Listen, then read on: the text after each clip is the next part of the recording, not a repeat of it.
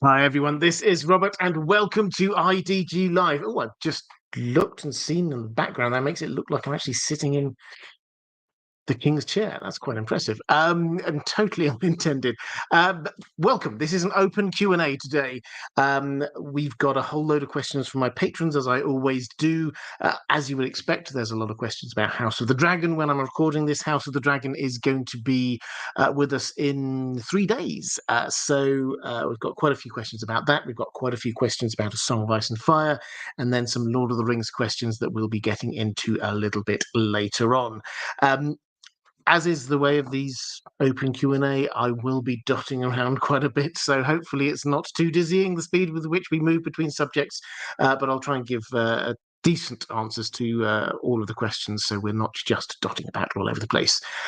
Just to say that this is what we're going to be doing on Thursdays for the next 8 weeks. Through the course of House of the Dragon, I will keep these Thursdays as open live streams, open Q&A, so you can ask questions about House of the Dragon, you can ask questions about any other thing that I cover as well.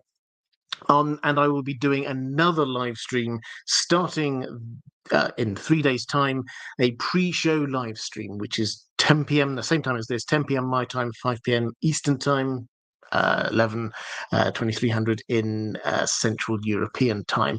And that I'll try and keep that one to quite a tight couple of hours.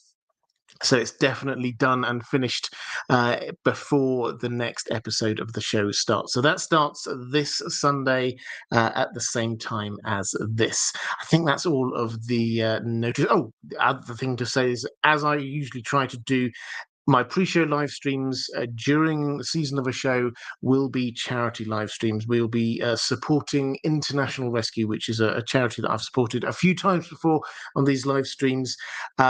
Please be generous. What they do is they go into war zones, into places where people are in urgent need of just the most basic medical care, food, shelter, things like that. They go in wherever they can. I'm sure you and I can think of many places in the world right now that innocent people need help. This is not political. This is just helping human beings, and they are indiscriminate about it. They'll go and help every human being who needs it. So please be generous. All of my live streams on the pre-show live streams for the next 8 weeks will be supporting that charity. Okay, that said, this is an open Q&A. So questions from all over the place, and I am starting with one from Magma Frost saying, "Hi Robert, hi there. It was recently revealed that Shrako Loha will make an appearance in House of the Dragon season 2, played by the lovely Abigail Thorne. How much of this character do you think we'll see, and what does it say about how far into the story season 2 will take us? Should we expect to get all the way to the Battle of the Gullet so soon?" Okay, so I don't know Abigail Thorne, I have to say, so I can't really comment on the casting there, although I understand she's a philosophy YouTuber, which sounds fantastic. But Shreko Lohar as a character is the admiral, is the head of the Triarchy fleet, which makes an appearance in the Dance of the Dragons. And I should say up front, if you're new to these live streams, the spoiler rule here is book spoilers are absolutely fine. The books have been out, all of the books I cover have been out for a long time. Show spoilers are not okay. I don't have really many show spoilers anyway, so there's not much that I'm holding back here at all, but the moderators will definitely be shutting down if any leaks or spoilers like that as they come along, and you won't be getting any from me either. What we have in terms of the book is we have Shrako Lohar, who is the admiral of the Triarchy fleet. The Triarchy come to the aid of Team Green. Say come to the aid. They respond to a letter asking for help, a begging letter asking for help from Otto Hightower. Now, this is not just out of the goodness of their own heart. Otto basically offers them the stepstones, which you'll remember from season 1 of House of the Dragon, were quite a point of contention between the Triarchy and the Seven Kingdoms. And so Otto says, well, you can keep them, that's fine.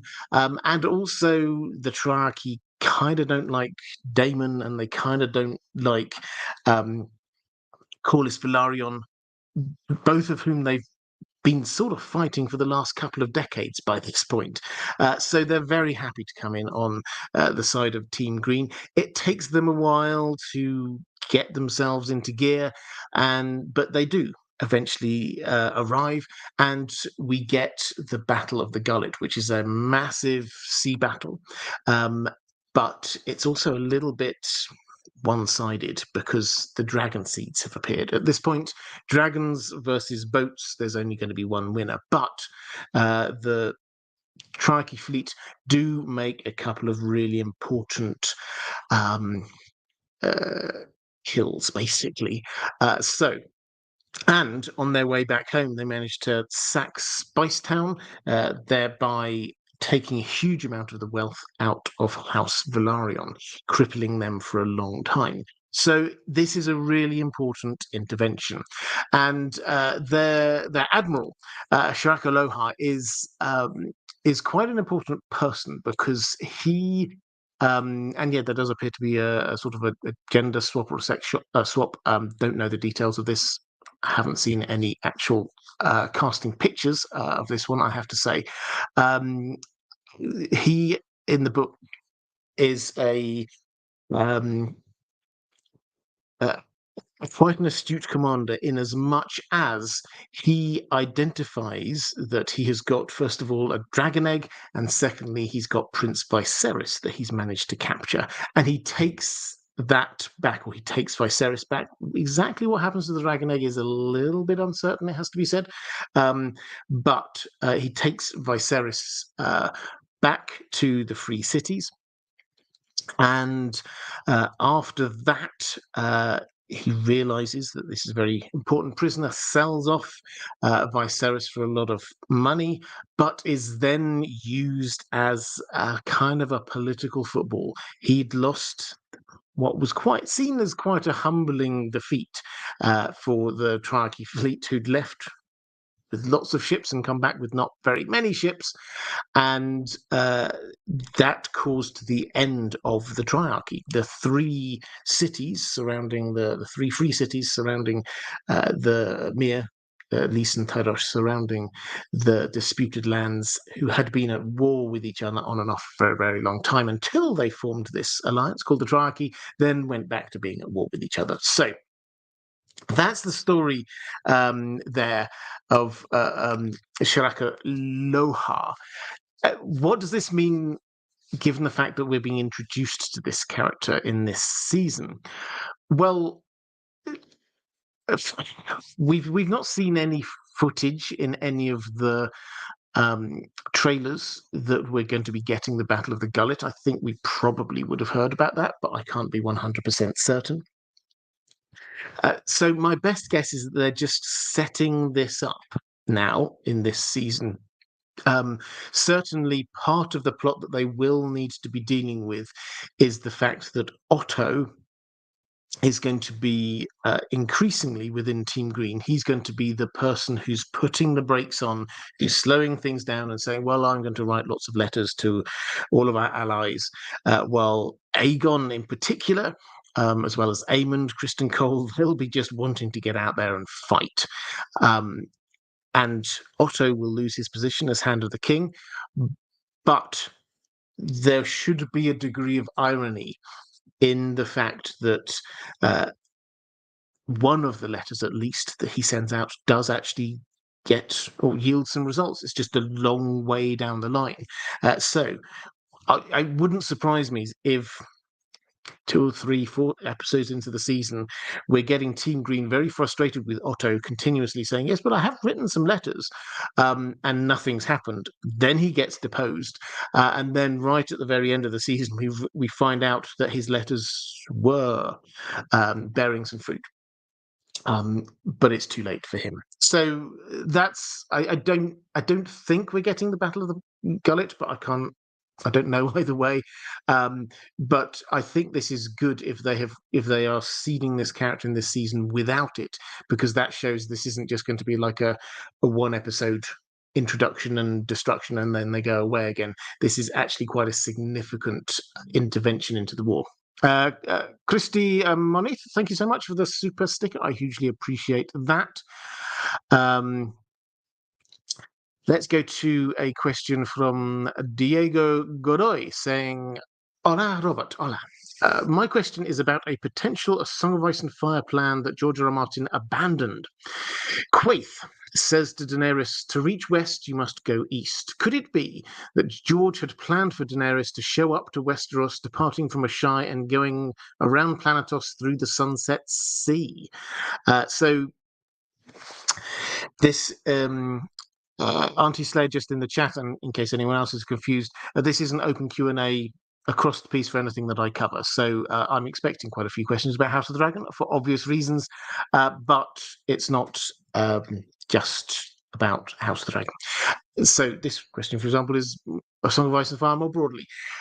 Was George R. R. Martin's original plan for Dany to go the other way around Planetos in order to reach Westeros? I don't think he ever thought that, but I think that there very clearly was going to be either her going to Asshai or some information happening there. Now, the quote that you got there, I've got the slightly longer quote. This is from Dany when Dany is in Karth.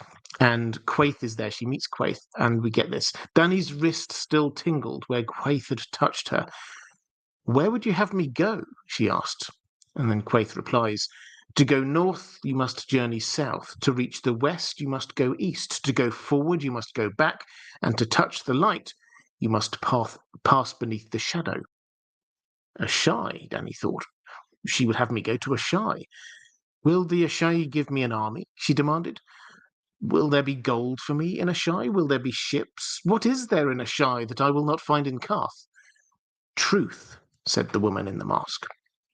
So Dany interprets what has been said to her by Quaithe as she should go to Asshai, and Quaithe does not dispute this. In fact, she says you're going to get truth from Asshai. Now, the implication here, and if you break down how often Asshai is mentioned in the first couple of books compared to how much it's mentioned in the last 3 books, you'll see that the mentions just plummet. Now, what that is often an indication of with George R. R. Martin is the fact that, he's changed his mind on the importance of Asshai. He's clarified recently, well, not recently, a few years ago, that characters are not going to go to Asshai in A Song of Ice and Fire now. We might see it in kind of flashback or memory, but we're not going to actually see it in terms of characters going there. So if the original plan was for her to go to Asshai, and it does seem reasonably likely, then that's not going to happen anymore. Which does not mean that this is going to be abandoned. I suspect he will kind of retrofit this in different ways. And it's noticeable, actually, if you go to Dany's last chapter in Dance with Dragons, she's in the Dothraki Sea, and she's trying to go back to Meereen. And she finds this stream, this river, which is heading sort of south-southeast. And she thinks, well, all I have to do is just follow this. And that's the direction to go back to Meereen. But actually, from the other direction come the Dothraki. And the implication is that she's going to go with them rather than follow this river, which kind of, in a way, matches up to this. To go north, you must journey south. To reach the west, you must go east. To go forward, you must go back. And to touch the light, you must pass beneath the shadow. She must go back. To go forward, she must go back to where she started out, back with the Dothraki. There was a twist, though, intentional or unintentional, and I will bring you back to something I've said many times. This is less about the truth of what the prophecy actually is or the wisdom it actually is with George R. R. Martin, and it's so often how people interpret it. Dany, when she's rethinking her way through this in the Dance with Dragons, she doesn't have to go north, you must journey south. She remembers it the other way around. She remembers to go south, you must journey north. And so she's going to be journeying north and west, going back figuratively in order to go forward. In terms of you must pass beneath the shadow, that is clearly a reference to a shy by the shadow. It's known as being beneath the shadow is going to a shy. Danny is definitely right in that. She will be getting somewhere along the line, she will be getting knowledge, wisdom, as Quaith said here, truth from a shy. How is she going to do that? Well, just take a look at who's heading there. Marwyn is heading there. Marwyn spent a long time in a shy. He is going with knowledge from a shy for her. So she is going to do this at a higher level. An interpretation of this is to head northwest, which is to Westeros. She has to go southeast, which is down to Karth and down Meereen, from where she is, and figuratively backwards back to the Dothraki, in order to go forwards, and in order to touch the light, to receive the truth, she has to go under the shadow, get knowledge from a shy. So that's the way that most people now interpret that. But it's a fun question, because this almost certainly is a change in tack from George R. Martin, something that he had intended to do one way and then changed his mind and did it a different way. Andrew Kay saying shortened season and not one glimpse of a naval battle. Gullet seems to be pushed to season 3. Yeah, so this is back to House of the Dragon. In terms of the shortened season, for those who haven't picked up on this, season 1 was 10 episodes. Season 2 is going to be 8 episodes. Now, that is a shortened season, but it's noticeable that we've been given the episode lengths for episodes 1 and 2. Episode 1 was over an hour long. Episode 2 was 70-something minutes long. So we might be getting bumper length episodes to kind of make up a bit for not having those other 2 episodes. I don't know. But yeah, we certainly haven't seen anything in any of the trailers to suggest the Battle of the Gullet is going to happen. Auntie Slayer. Hi, Robert. Did you see the Aziz interview with Ryan? Thoughts on his revelations about season 2? I love what a fan Ryan is and his vast knowledge of the text. Yeah, so for those who missed it, Aziz from History of Westeros, friend of the channel, got an interview with a second interview. He got a first interview with him just before the first season. He got a second interview with him, Ryan Condal, the showrunner of House of the Dragon, which went live on his channel, History of Westeros, and also on the podcast a couple of days ago. I think I tweeted out or X'd out, whatever one does on X these days, about that, if you want the link across to it. Yeah, it's excellent. Really interesting interview with a lot of insights. I think 2 things I would draw out from that, which particularly pleased me, I have to say. The first one was that he does care, and I think that comes across. He's a geek, and he cares about the source material. He's constantly talking to George R. R. Martin about it. He loves reading the books, and he is actively trying to put across on screen as best he can what he gets from the books, and I find that incredibly reassuring. The second thing is that he said very clearly who his favorite Targaryen is. Bloodraven. So we love him already. His second favorite Targaryen, intriguingly, he said, was Visenya, which he said he hadn't, before he started digging into Fire and Blood in the same depth he's obviously had to for this TV show. She hadn't been one of his favorites, but now she really is, which I think, again, speaks volumes, because Visenya is one of those characters where if you're just doing a cursory read through, then you don't really get much from her as a character. But the more you read, the more questions come up about her motivations, about whether she was some kind of magic user, things along those lines. How much was she pulling the strings behind Aegon, behind her son Maegor, things like that.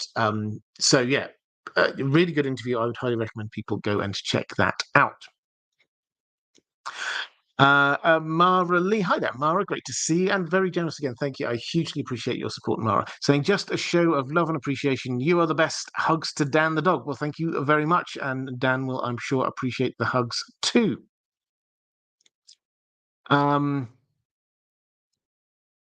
think I had one more question here in the chat. Yes, Martin S. Hi, Martin, saying, hello, Robert. Do you live in England or in another of the 4 in all constituent parts of the UK?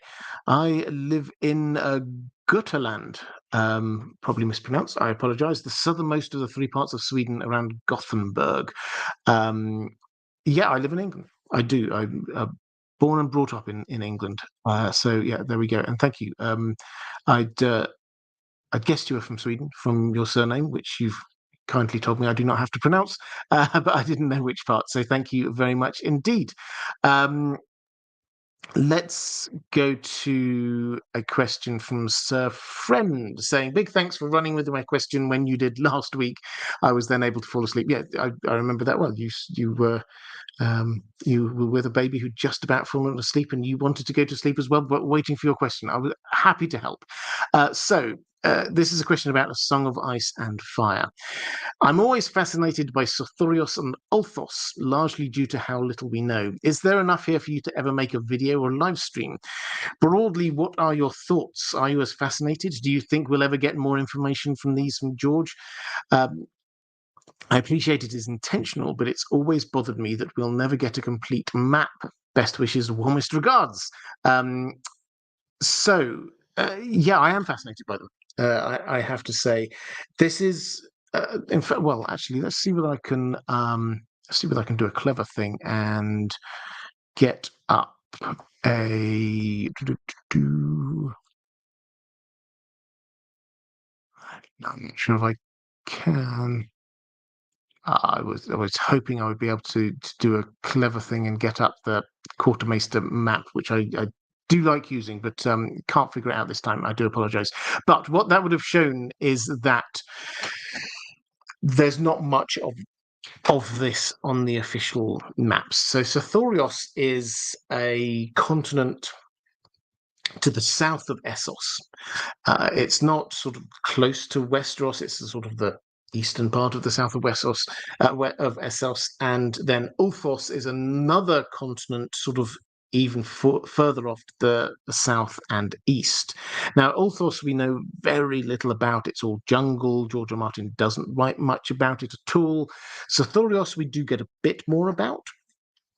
Again, this is filled with forests, jungles, mountains, things like that, and also an intriguing number of abandoned cities like Yeen. Yeen is a great example. We have a few different peoples who have been there to Yeen, one of which is Nymeria, and some of her people fleeing from the Valyrian freehold, land on Sothorios, go to Yeen, which is this huge abandoned city in the middle of the jungle, but for reasons that nobody can quite understand, the jungle has never encroached on the city. And the city is made from that kind of oily black stone that we find dotted about in various intriguing places in the world of Ice and Fire.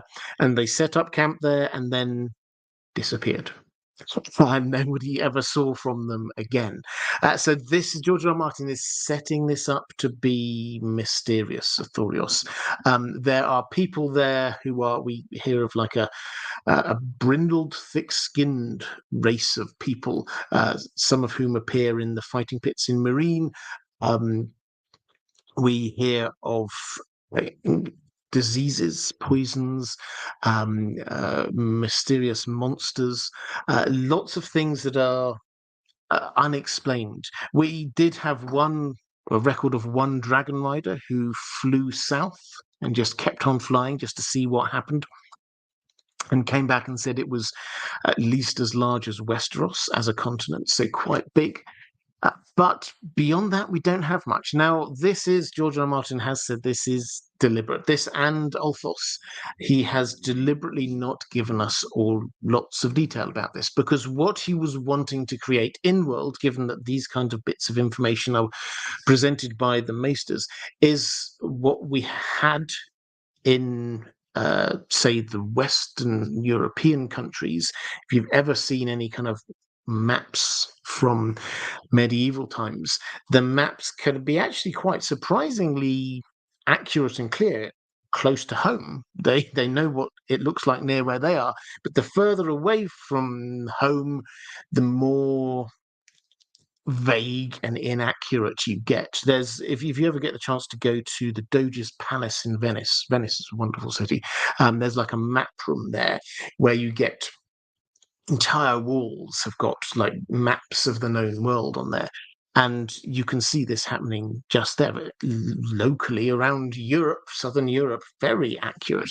But then the further away from there you get, the more vague things are and the less things look like they actually are. So George R. R. Martin wanted to keep that kind of feel where he's not got this omniscient third-party narrator who can tell us the truth about what exactly is in these places. These places are a mystery to the Maesters, so they're a mystery to us. So no, I don't think we're ever going to get a complete map. It is, as you say, intentional. As for whether I will do more on it, I think Ulthos, I don't think there's enough there. George R. R. Martin's kept that deliberately vague. But Sartorius, yeah, I definitely could do something about that at some point.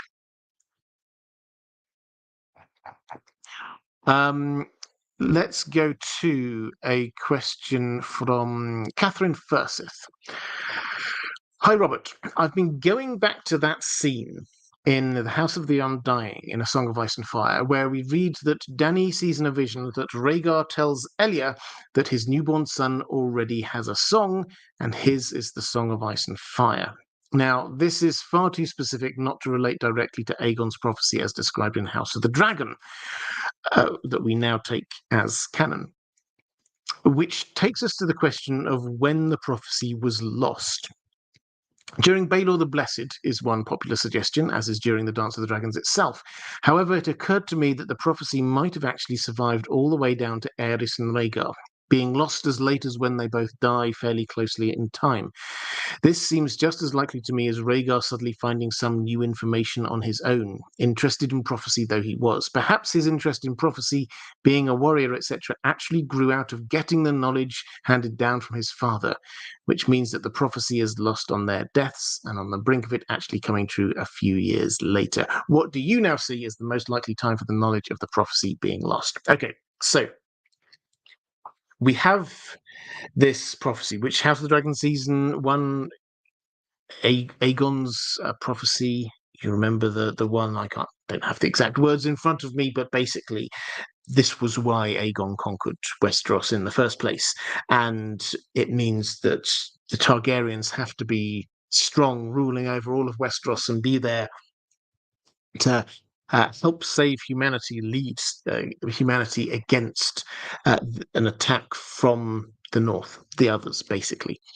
Now, we know, and this, George R. R. Martin, just to be clear, has sort of officially, unofficially said, yeah, this is sort of canon. It's semi-canon because it's not in the books yet, and there are two different bits of canon, as George R. R. Martin has said in a previous interview with History of Westeros, incidentally, has said there are two sets of law. There's the book law, and then there's the TV show law.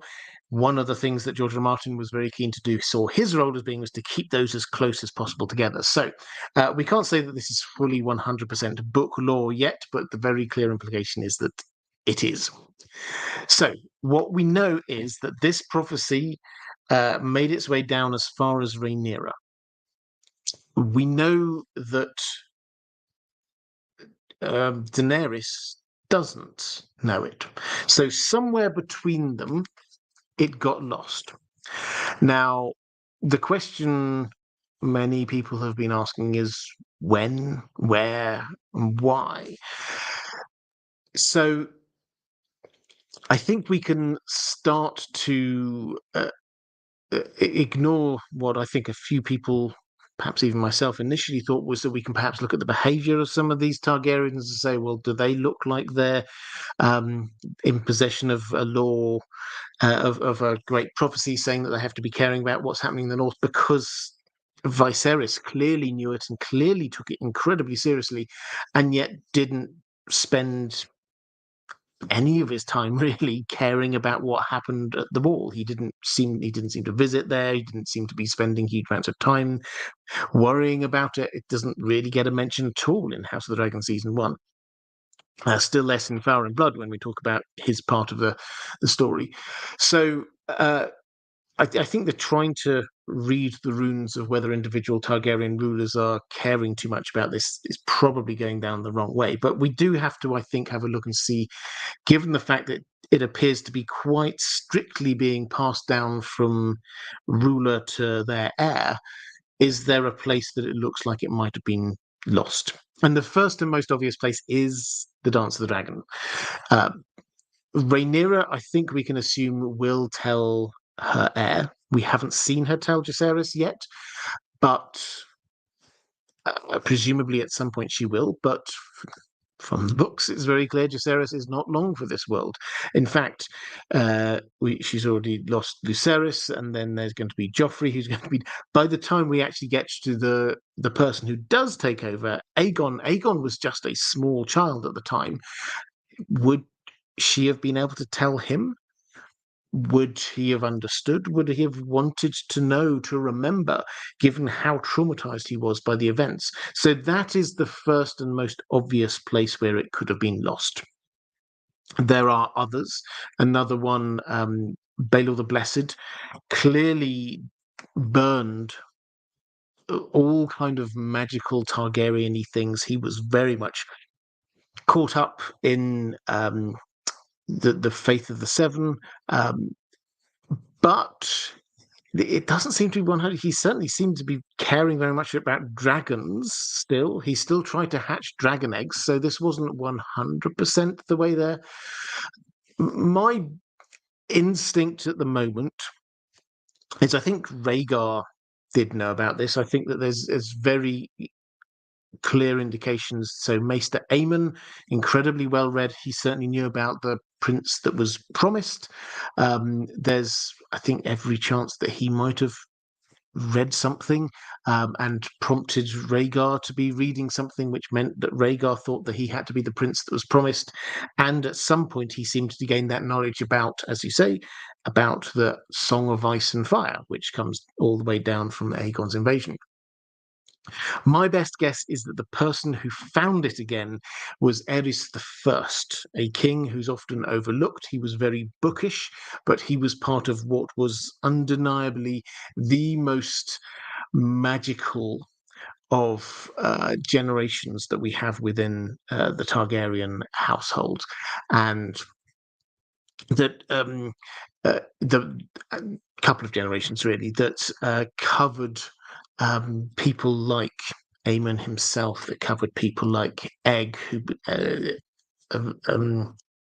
and Bloodraven was around that time as well. Shira Seastar was around that time as well. This is the most magical period, and the person who was there at the center of all of this, Aerys I, was obsessed with reading books and prophecy, we're told. So I suspect that he refound it. It was probably only lost for a few generations. And it was found again there, and then it was lost again with Rhaegar's death. That's my current best estimate of what was gained and lost and when.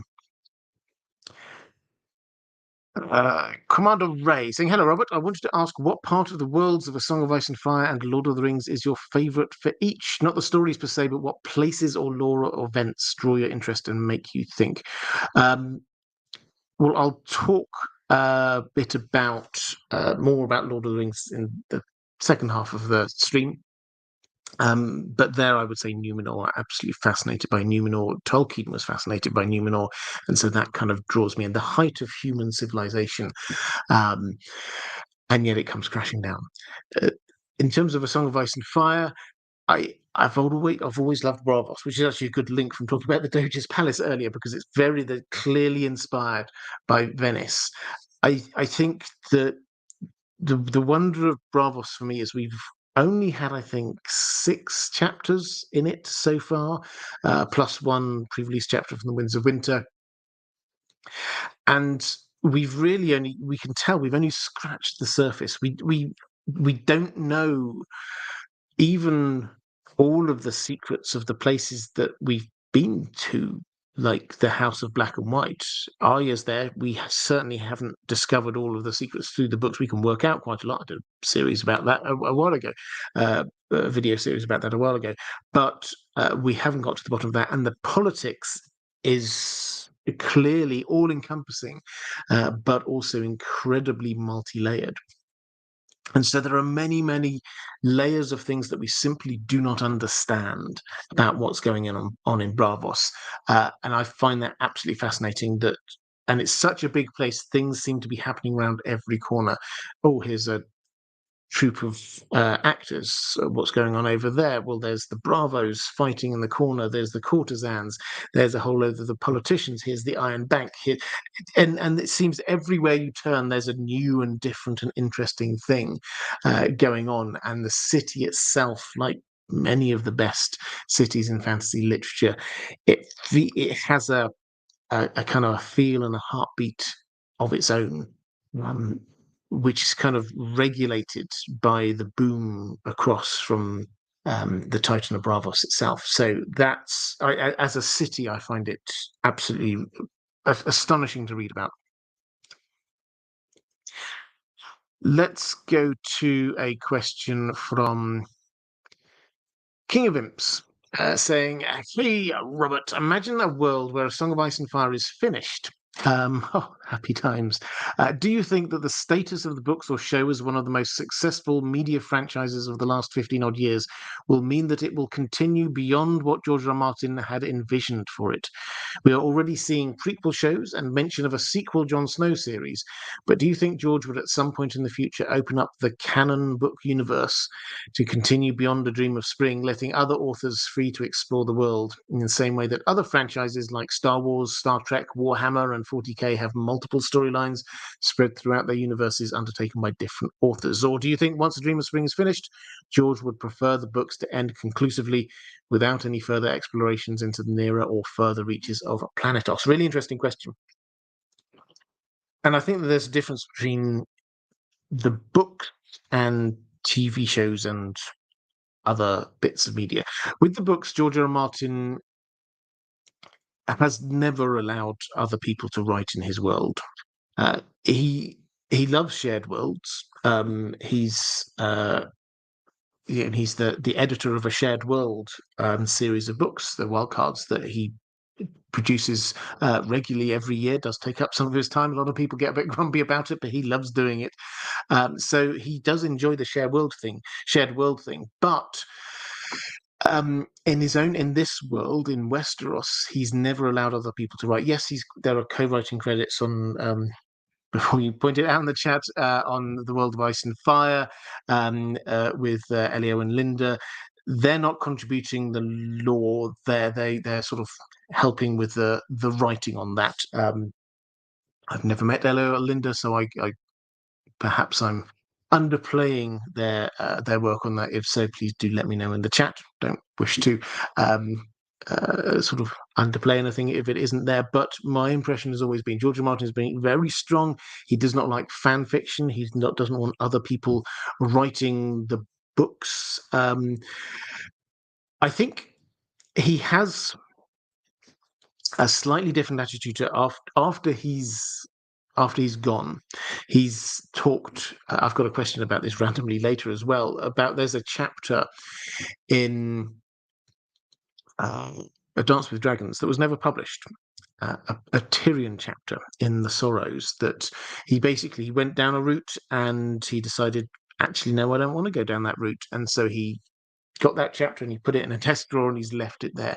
And he said that we're not going to see it during his lifetime. Maybe, he says, after he's gone, somebody will come together and pull together his notes and that chapter, and you will get to read it. And he seemed okay with that as an idea of his work being presented out to other people. And he certainly seems to have softened his stance in very subtle ways about people maybe finishing off his story if he doesn't get to do that. But he's never really talked about or shown much inclination to have people write beyond that. That, I think, would probably be a question for his estate. As for TV shows, films, stage plays, things like that, I think there's every chance that he would be okay with, and HBO and other people will definitely push more and more stuff out. As long as people want to see it, they will be producing more things. So, I mean, you said about prequel shows and a sequel Jon Snow series. The sequel Jon Snow series, just so you're aware, is currently, and I don't know if they've used the exact word, currently shelved. Kit Harington has basically confirmed it. He said it's not being taken forward at the moment. Doesn't mean it's not ever going to happen, but right now it's not being taken forward. And George R. Martin, I think while he can, he seems very keen for the TV shows to be based on things that he has already written. It's no coincidence that The Dance of the Dragons is a story that he's already written and ended. The other thing which has definitely got a green light is Duncan Egg. And there are 3 stories which are definitely written and he has done. The other things that have yet to come out, however, and he's implicitly accepted that this is going to be the case, will require a huge amount of additional world building. So the one that we were all talking about a few months ago was 9 Voyages, the Corlys Velaryon story. What that is that Corlys Velaryon in his younger days did these 9 voyages around the world. He went off to Ashai, he went off to the Sunset Isles, he went to the Shivering Sea, he went everywhere, and to places that people in Westeros had never been to before, and places that George R. R. Martin has not described in any real detail at all. And the kind of feel is very much a Sinbad the Sailor kind of idea, it has to be said. That is being developed, not greenlit yet, but is being developed as an animated show, which I can understand for budgetary reasons. But unless he's there peering over the shoulders of the people who are writing this, he is handing over a huge amount of creative control about what the wider world looks like. What does Ashai actually look like? We get some descriptions of it, but not huge amounts. The actual voyages themselves are done in about a page of Fire and Blood. There's not much information. I think only 3 or 4 of them do we actually know where he went. We're just told the rest of them he went far and wide. So him doing that, also, we had a bit of news on this as well, I'll talk about in a moment. The Nymeria 10,000 ships story. Similarly, that's only over a few pages of the world of ice and fire. If you're going to make a TV show out of it, if you're going to somewhere like Sartorius, as we've already said, George R. Martin has not written huge amounts about that at all. And we're going to see it. That means that you're giving over creative control, unless you're there peering over their shoulder, which I don't think he will. He will be actively involved, but not peering over their shoulder all the time. So, summary of that one, King of Imp, sorry, I should say. Books, I suspect for the foreseeable future, it's just George R. Martin writing the books. TV shows, films, stage plays, graphic novels, whatever else, I can imagine that expanding out if the interest is there, if the demand is there. Whether it would ever get as big as something like Star Wars, where there's like a gazillion different things all the time everywhere, I don't know. I don't know whether there's the appetite for that, but I think the potential is there. Adam Geitz in the chat saying, it's taken me 3 years, but I finally listened to all of the content on your channels. Wow. I mean, thank you very much. And that is quite an achievement. I dread to think of how many videos that is, but that's a lot. And you're saying, thanks for the great content and blame Bloodraven. Well, I'm glad you picked up the central message of what I've been talking about here. Yes, when in doubt, blame Bloodraven. And that's your first super chat. So thank you so much. Film Cram, hi there, saying best wishes. My favourite part of world building is implied history, for which I love the Malazan series. Which of the many literary worlds and universes out there is your favourite in that regard? Well, I'm not entirely sure when you're talking about implied history, what you're meaning by that. But in terms of sort of uh, world building, uh, I mean, it's hard for me always to get past Tolkien. I have to say, there's a reason why I cover Tolkien on this channel because I think Tolkien's amazing. But in terms of sort of other fantastic, I'm just trying to think of um, what I've not spoken about recently that I can recommend. Um, I'll throw a few names out at you. Vericonium is absolutely amazing. Gene Wolfe's Book of the New Sun series, awe-inspiring. Do go and check that out. And I'll do one more. What else do I love? Oh, I mean, this is sci-fi more than fantasy. Sherry S. Tepper's Grass, wonderful book. I highly recommend that. So that may not be exactly what you're asking, but there's a few book recommendations out there anyway. Um, Martin S. Who is the most villainous elf in Tolkien's stories, in your opinion? In my opinion, it is Ingwer. No, I'm kidding. Okay, good. But perhaps Maeglin, a villainous elf. I mean, I think you'd have to go far to get past Maeglin. Um, you're looking at, if you're looking at villainous elves, and this perhaps is a surprise for people who've only sort of engaged with Lord of the Rings and The Hobbit and things like that, where the elves are, particularly in Peter Jackson's presentations, almost universally golden, pure, and wonderful. The elves of the first age are a long way from that. Um, I think I would have to go with one or other of Feanor's sons for that. There are some pretty horrific and egregious examples of what they did there. Um, and it's noticeable, I think, that when you're saying trying to put the blame somewhere for what happened in the first age, obviously this is Morgoth behind so much, but um, the oath of Feanor and his sons led to so many evils. Um, I mean, if you're wanting a tongue-in-cheek, a character that I love to hate, it's Thingol. I have to say, uh,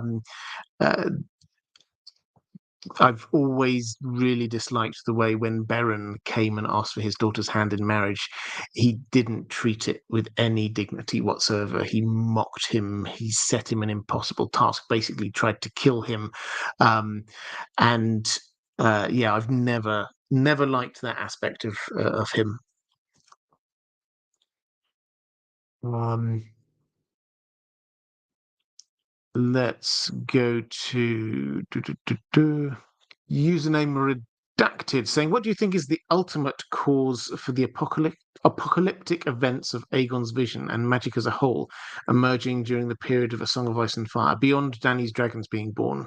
In short, why now? Why now is one of the most fascinating questions, I think, in A Song of Ice and Fire, because you you have." And exactly how this works, we don't know, but we have the first long night, we have the appearance of the others. They get pushed back in some way, uh, defeated in some way, and then at some point they come, and then at the time of this story, they come back. And lots of people have sort of speculated. I mean, is this because they got given babies by Craster? I don't think it's that. Um, I think, I mean, the only reason why it might be something like that was that in order to increase the number of not the whites, not the zombies, but the actual uh, White Walkers, the others themselves, you need to have willingly sacrificed children. That's the willingly sacrificed people. That's the only possibility why, and that only happened quite recently. So that's possible. I think that there's something that I've never quite managed to put my finger on, which is a maybe, which is what if something massive and magical happened at Summerhall? We know so little about what happened at Summerhall. The timing kind of matches up. We know that something big and magical explosion wise did happen, so maybe there's that, but ultimately it might just be, and the reason why we're kind of floundering around this, and everybody does flounder, and some people it's very confident sounding when they're talking about it, but nobody knows for certain.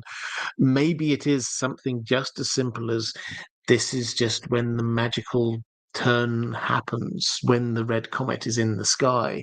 Um, we don't know what pushed back the others in the first place, what kept them back, what's calling them forwards. But the red comet in the sky seems to be the herald of Azor Ahai reborn in some kind of way, the prince that was promised. That we know the others have their own culture, for want of a better word. They probably will also have seen the signs, and so they will have been moving to be matching that in some way. I don't go quite as far as them proactively looking for who this prince that was promised is, but perhaps they see that as their cue to go out and do stuff. I will. One thing I've got on my list is many of you know I've taken a few videos down recently, and I am putting them up. If you've noticed that I've been putting them back up, improved sound, visuals, and content where we've got new information. One of the video series I did a long time ago, which I wasn't particularly happy with when I look back at it, was a series about the others, about the White Walkers. I will be redoing that, and this is one of the fundamental questions that I will be looking at: is why now?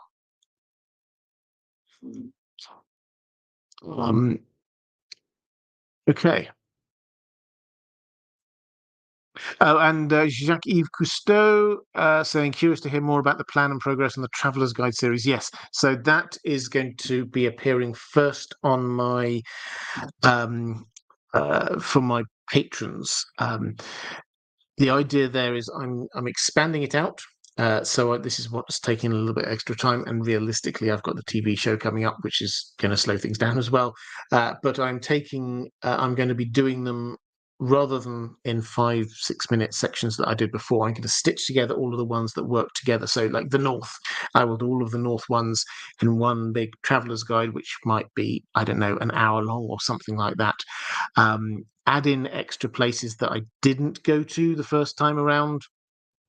There are a few places that, I mean, I inexplicably missed out, or we learned a whole lot more about them from Fire and Blood, which was published after I did a lot of the Traveller's Guide. So, for example, Fair Isle. Fair Isle appears quite prominently in Fire and Blood, but didn't really seem that important before then.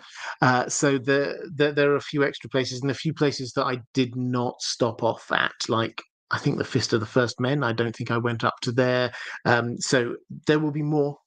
They will be grouped into longer guides for the each region, basically, and first to my patrons. But I'm considering how else. I mean, feel free to put in the chat what you think here. I haven't got a final idea.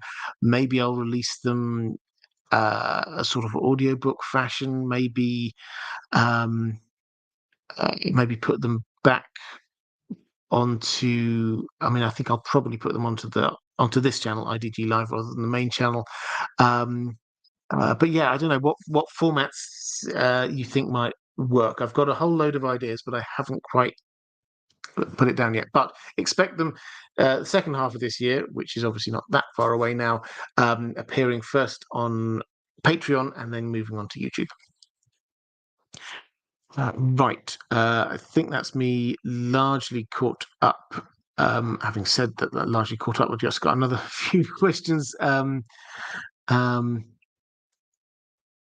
Lady Pushkin's in the chat saying, I often wonder how much of the prophecies mentioned are self-fulfilling and actions taken make them happen. Yeah, quite. That is certainly a thing that George R. Martin has talked about, the self-fulfilling prophecies, and certainly when you get people like Cersei, you could imagine that her, for example, when she gets a prophecy talking about being, overtaken by a younger, more beautiful queen, the fact that she's actively going out antagonizing potential candidates for being this younger, more beautiful queen is only helping to fulfill that prophecy. So there are some characters who are definitely charging towards it. Disputed Lands is in the chat. Hi there, Amanda. Great to see you. If you do not know the Disputed Lands, Amanda is a fantastic content creator who has recently. I've not managed to have a look, but she's restarted. I think you took a little while off, but restarted putting videos back up. I would highly recommend you go and check out. Just to pick on a few random ones, the Iron Island stuff. I don't think anyone's covered the Iron Islands quite as well as she has, and the links between dragons and Targaryens. She's done some fantastic videos on them as well. Do check out the Disputed Lands. Peter Krepper, I don't see a question. Thank you very much for the super chat. I don't see Peter Krepper a question there. Feel free to drop that in the chat, and I'm sure one of the moderators will put it for my attention. Martin S. Yeah, and Disputed Lands. Yes, it does look like I'm sitting on the small council. It was entirely unintended, but I'm loving it. I might keep this now. It works very well for me. Martin S. saying, Elweth Thingol was a real douche to Beren. I don't like Thranduil too much either, but maybe he learned some things from Thingol. I believe Ingwe was the nicest of the three over Finwë and Elwë. Yeah, well, this is deep cuts into Tolkien lore, but I will, and I'm hoping to do the Tolkien stuff in the second half of this live stream, and mostly A Song of Ice and Fire in the first half. But Thranduil, I will say this: Thranduil is Legolas's dad. For those who don't know who Thranduil is, he was the Elven King. He appeared in The Hobbit. You'll remember Lee Mace did a fantastic performance of him in the Hobbit movies. For all their flaws, I think he was wonderfully well presented there. But as a character, I've gone kind of full circle on him. I have to say, for a long time, I really, really didn't like him. The charge sheet against Thranduil is long. Sauron basically set up camp in the south of his forest and encroached all the way up to the north, and Thranduil did literally nothing and seemed to be completely unaware of the fact that Sauron had camped himself in the south of his forest. His forest changed from being called Greenwood and being beautiful to Mirkwood because it was so horrible under his control. He captured the dwarves who were wandering, starving through his land, and refused to feed them to start with, and then kept them under permanent, in prison permanently. They had to escape. He then heard a rumor that there was some gold going and immediately rushed out there, even though he knew it wasn't his gold. He rushed out there to try and grab it. The charge sheet against him is even longer than that. I didn't like him. I have come round, however, to see that Tolkien was doing something actually quite deep and probably quite personal to himself as well. Thranduil, at the end of the Second Age, he was part of the army that went, the last alliance of elves and men that went. We see the battle at the very beginning, the flashback sequence at the beginning of Fellowship of the Ring, the films. The battle there where Isildur cuts the ring from Sauron's finger. Earlier on in that, Thranduil's dad had, with all of his people, including Thranduil, had charged into combat against Sauron's forces, and there had been carnage. It had been horrendous.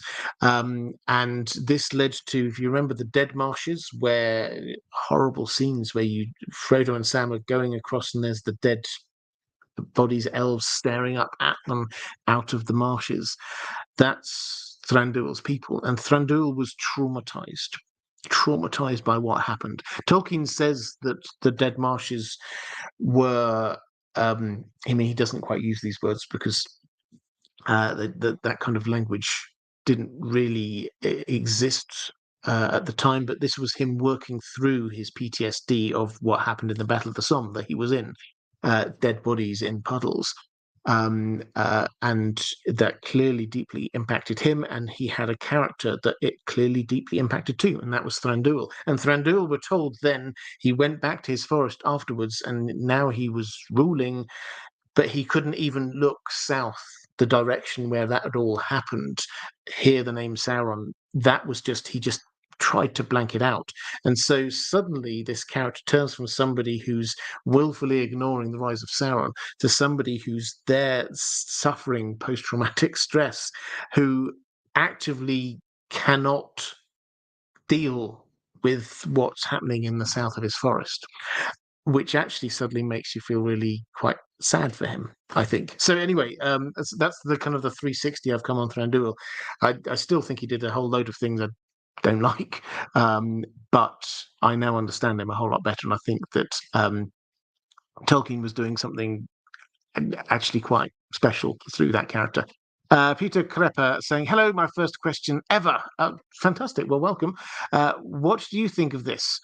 And we're now back into A Song of Ice and Fire. Grayscale spreads in King's Landing, and Daenerys burns the city to stop it from spreading.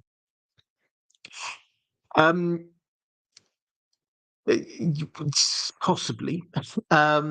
So the grayscale, a sort of a grayscale outbreak in King's Landing is entirely possible. I did ages ago. I did a live stream. It wasn't on this channel.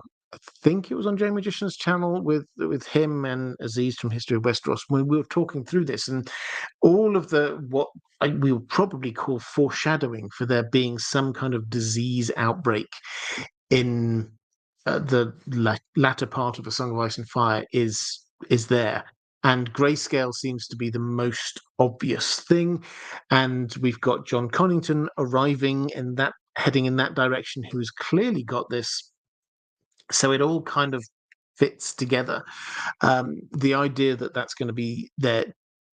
Daenerys burning the city in order to stop it from spreading. I mean, I wouldn't put it past George R. R. Martin, but I don't think that's the way the story seems to be going.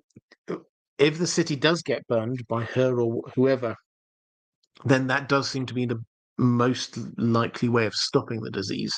So it may well be that that's an unintentional kind of outcome. In the same way, George R. R. Martin loves taking inspiration from our history, in the same way that there's the Great Fire of London, which many people have heard about, which was in 1665. What a lot of people don't hear about is that that was in 1666.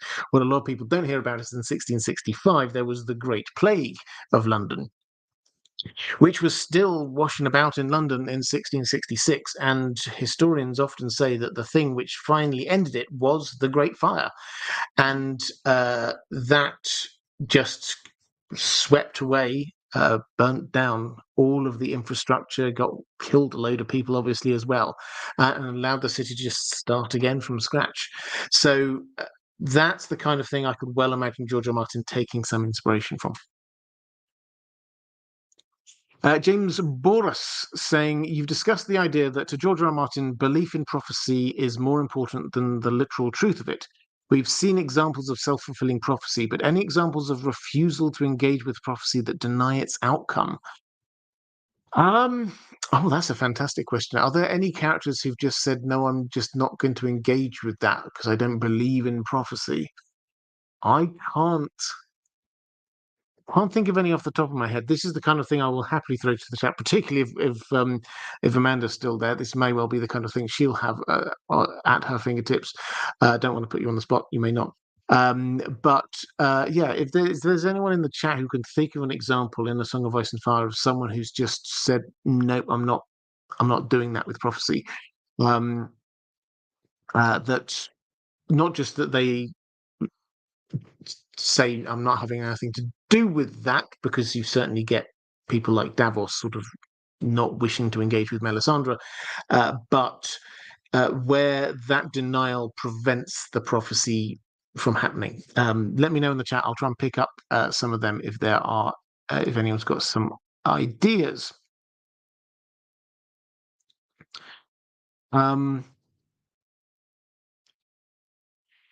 Let's go to. Oh, I got another question in the chat.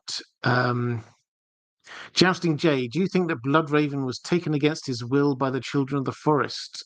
Cheers. Oh, interesting question. I don't think he was taken against his will. So this is at the wall. Bloodraven was Lord Commander of the Night's Watch. At one point, he goes on a ranging north of the wall and never returns. We find out years later that he's ended up in what we know of as Bloodraven's Cave, and we don't know exactly what happened between those two moments. But clearly, at some point, he's settled into this quite literally. The tree has sort of grown through him, and he's put down roots, pun intended. So at some point, he's embraced this as a thing. Was he kidnapped? My instinct is no. My instinct is that he was magical, and he was a green seer, and I imagine that in the same way that Bran was sort of being called north, he was also being called north. So I suspect he was happy to head to the wall. At the wall, he will have found a whole load of extra texts and histories for him to be, and knowledge of the children of the forest that was simply not there in the south. And I think that on the basis of that, he will have deliberately headed north.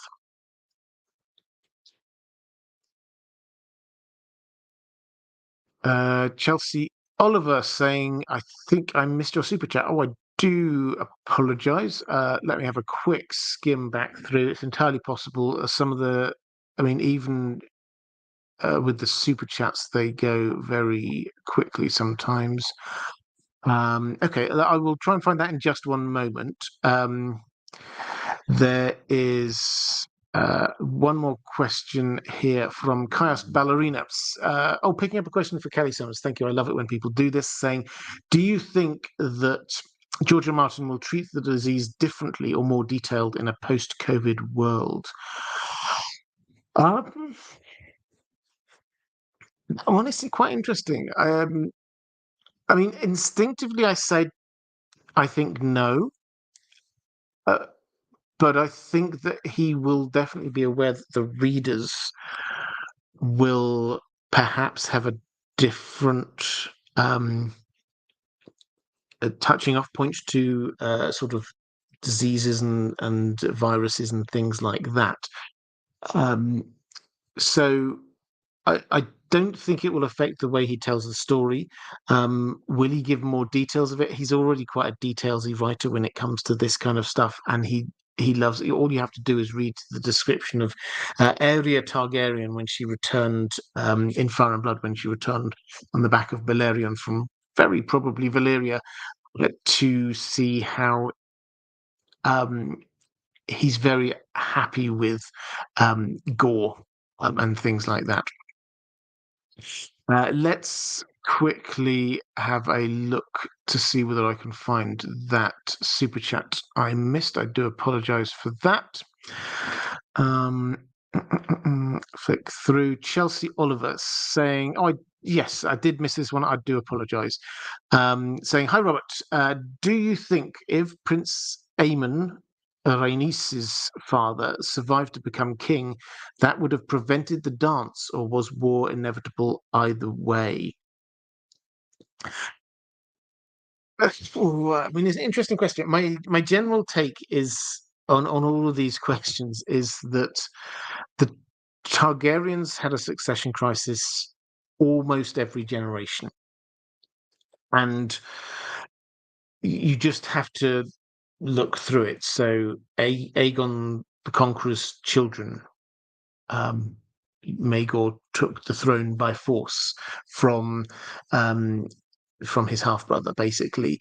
Jaehaerys, he took it. He wasn't technically next in line, or wasn't the named heir. He took the throne basically by force, or by force of numbers of people backing him as much as anything else. And Maegor obviously had a quite abrupt end to his rule.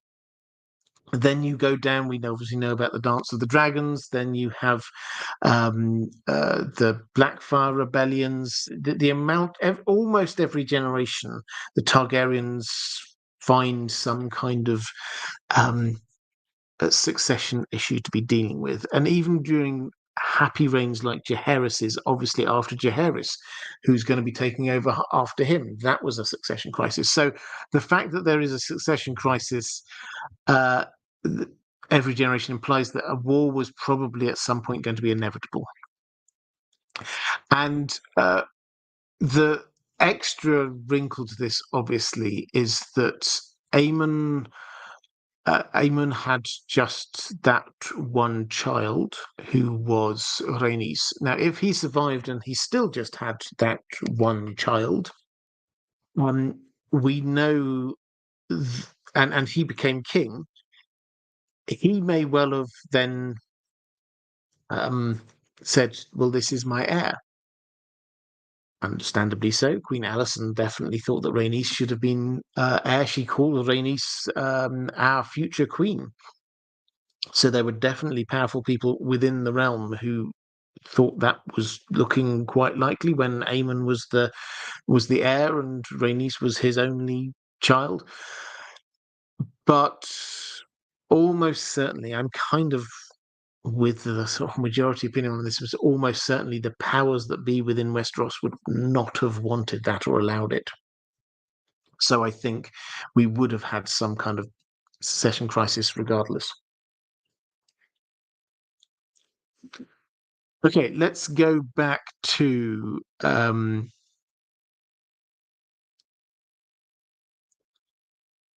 take a quick flick through the chat. Now I can't see anyone. Don't see that anyone has got any particular answers on. We had a fantastic question a little bit earlier about whether there's anyone who has actively avoided a prophecy within A Song of Ice and Fire that has prevented that prophecy from coming true. I don't think I've seen any of them. If you do have an idea, do drop it in the chat, though. Right, let's go to a question from Rassler saying, hey, Robert, my question is on Dawn and how it managed to recover economically. We know the people survived by hiding in caves, but the dragons still constantly burn down castles, cities, and crops. The cost to rebuild towns and castles and regrow crops must have been substantial and devastating, economically speaking. Well, yes. And we're not told. I wish I could give you more information on this. The thing is that the history that we get is very Targaryen focused. And the whole point about what happened was that the Targaryens lost, and therefore Dawn wasn't a part of the Seven Kingdoms. So we're not really told huge amounts about what happened in Dawn over the course of the next a few decades. Now, what we can say is that what their economy is built on, they do have a huge amount of sandy areas in the middle of a lot of mountainous areas, and only a few areas where they can be growing things. So their priority obviously will have been to get those areas growing things once more. But I think the implication must have been that it took them a generation or two to get back. And the biggest loss will have been with things like the vineyards, for example. Now, I do sometimes wonder. Maybe it's because I do enjoy a red wine myself. I have sometimes wondered whether the reason why some people are less keen on, say, Dornish red than on wines from the Arbor. A lot of people find it a lot more bitter. I don't know whether this is the depth of which George R. R. Martin went to on this or not. It might be simply that actually just very, very hot countries and quite arid countries aren't the best for growing wine. Or perhaps it's that the vineyards got burned down and they had to start again from scratch. And people who run vineyards place great stock in the fact that this takes not just years, not just decades, but centuries to be cultivating vineyards to be exactly how they want them to be. And so I have absent-mindedly sometimes wondered whether this is George R. R. Martin operating at an even more meta level and saying this is why the wine isn't so good, because all the vineyards got burned down. I don't know. But broadly speaking, I think that they just recover in the same way that humans always have done. They'll trade a bit.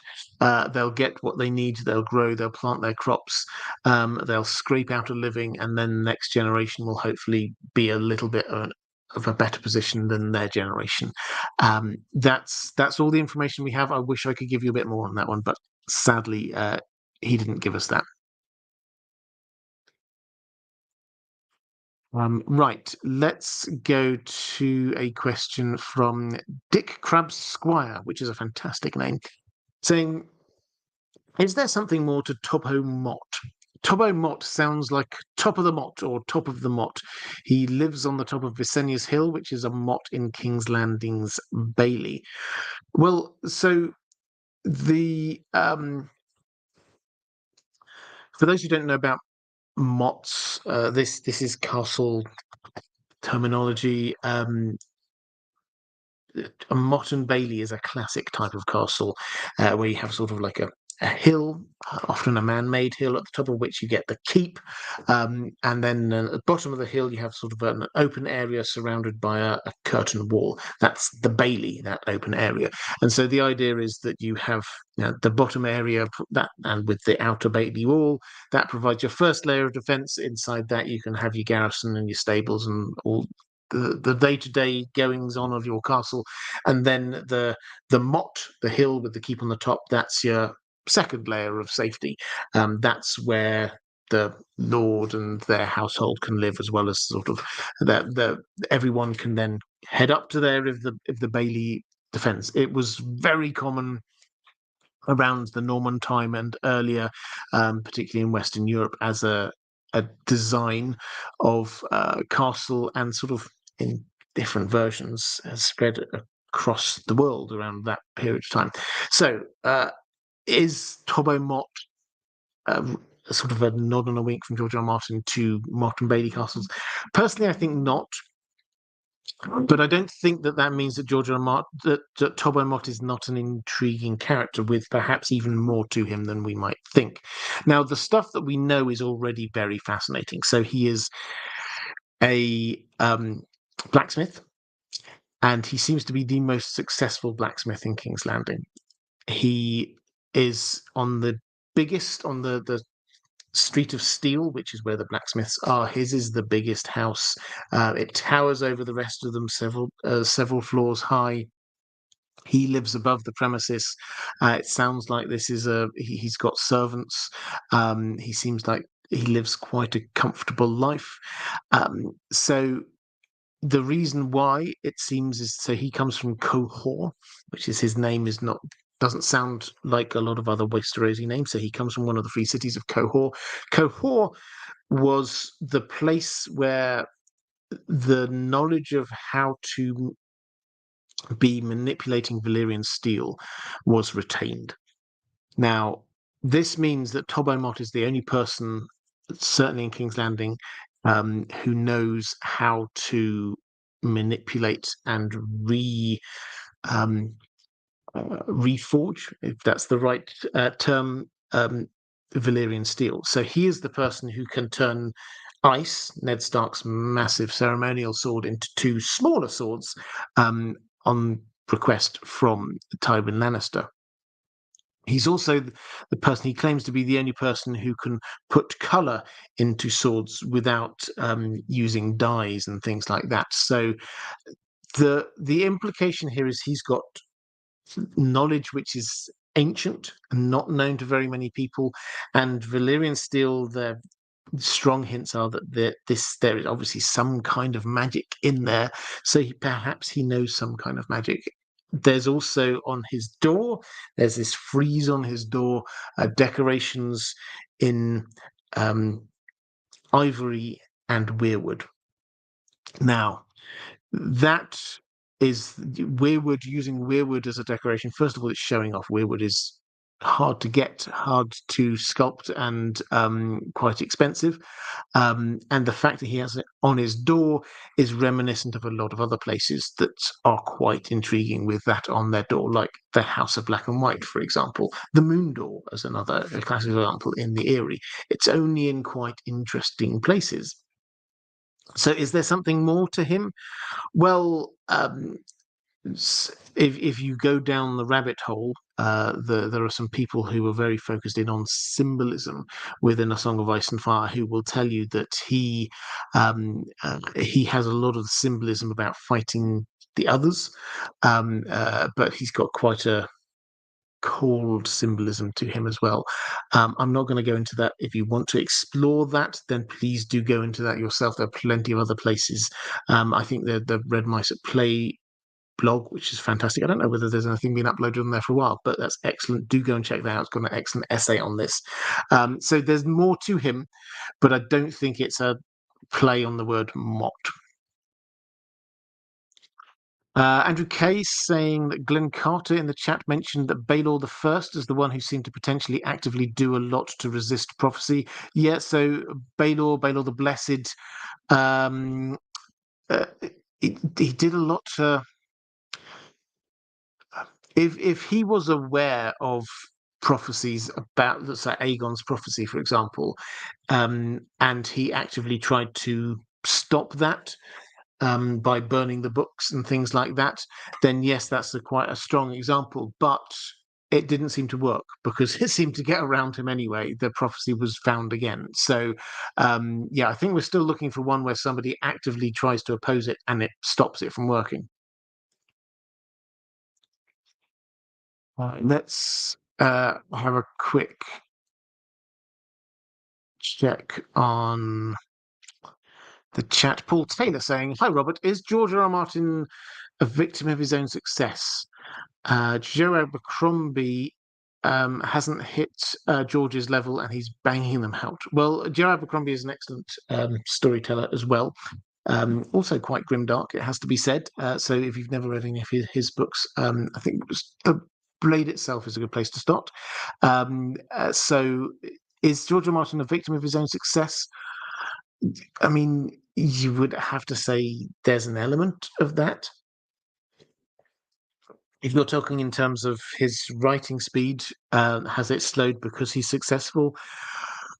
I mean, I think you'd be hard pressed to say it hasn't affected it. He has admitted himself that when the TV show was on, he felt the pressure of that, in terms of him trying to finish books.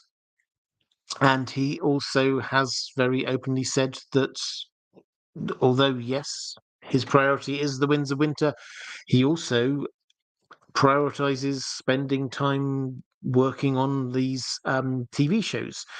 Now, that therefore means, is the book coming out later because of that success? Yes, you have to say so.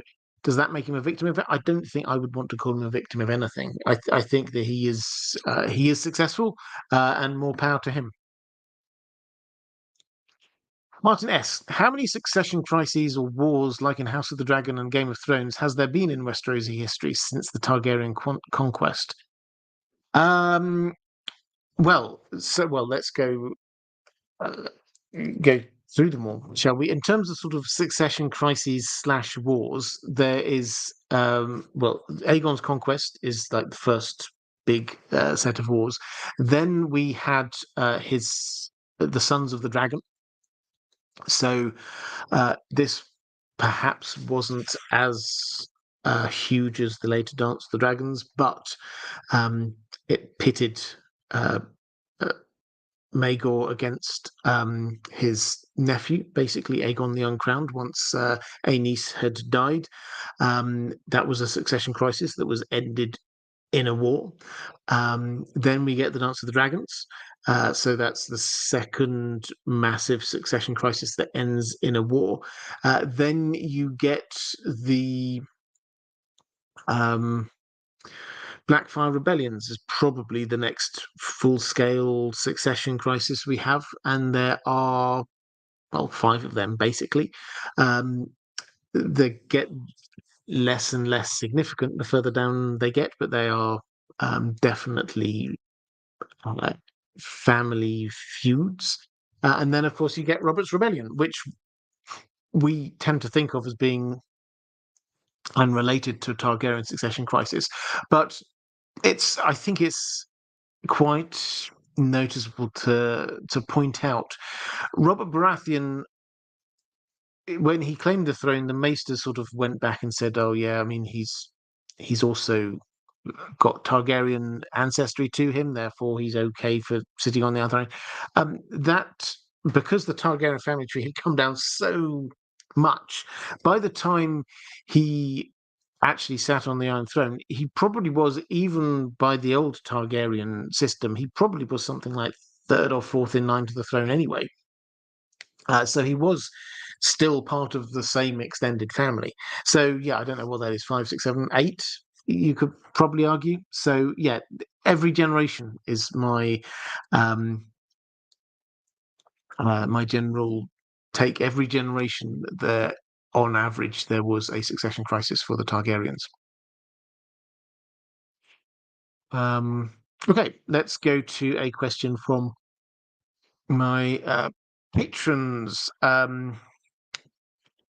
Russler, do you think Fagon, this is fake Aegon, the person claiming to be Aegon the Sixth, will come face to face with the dragon and have a chance to bond, or simply just show a connection, or will die before having an opportunity, so we as an audience will never know if he could have tamed a dragon? It's an interesting one. My instinct is that he will. We have to get the TV show out of our minds and take the idea of Dany arriving in Westeros.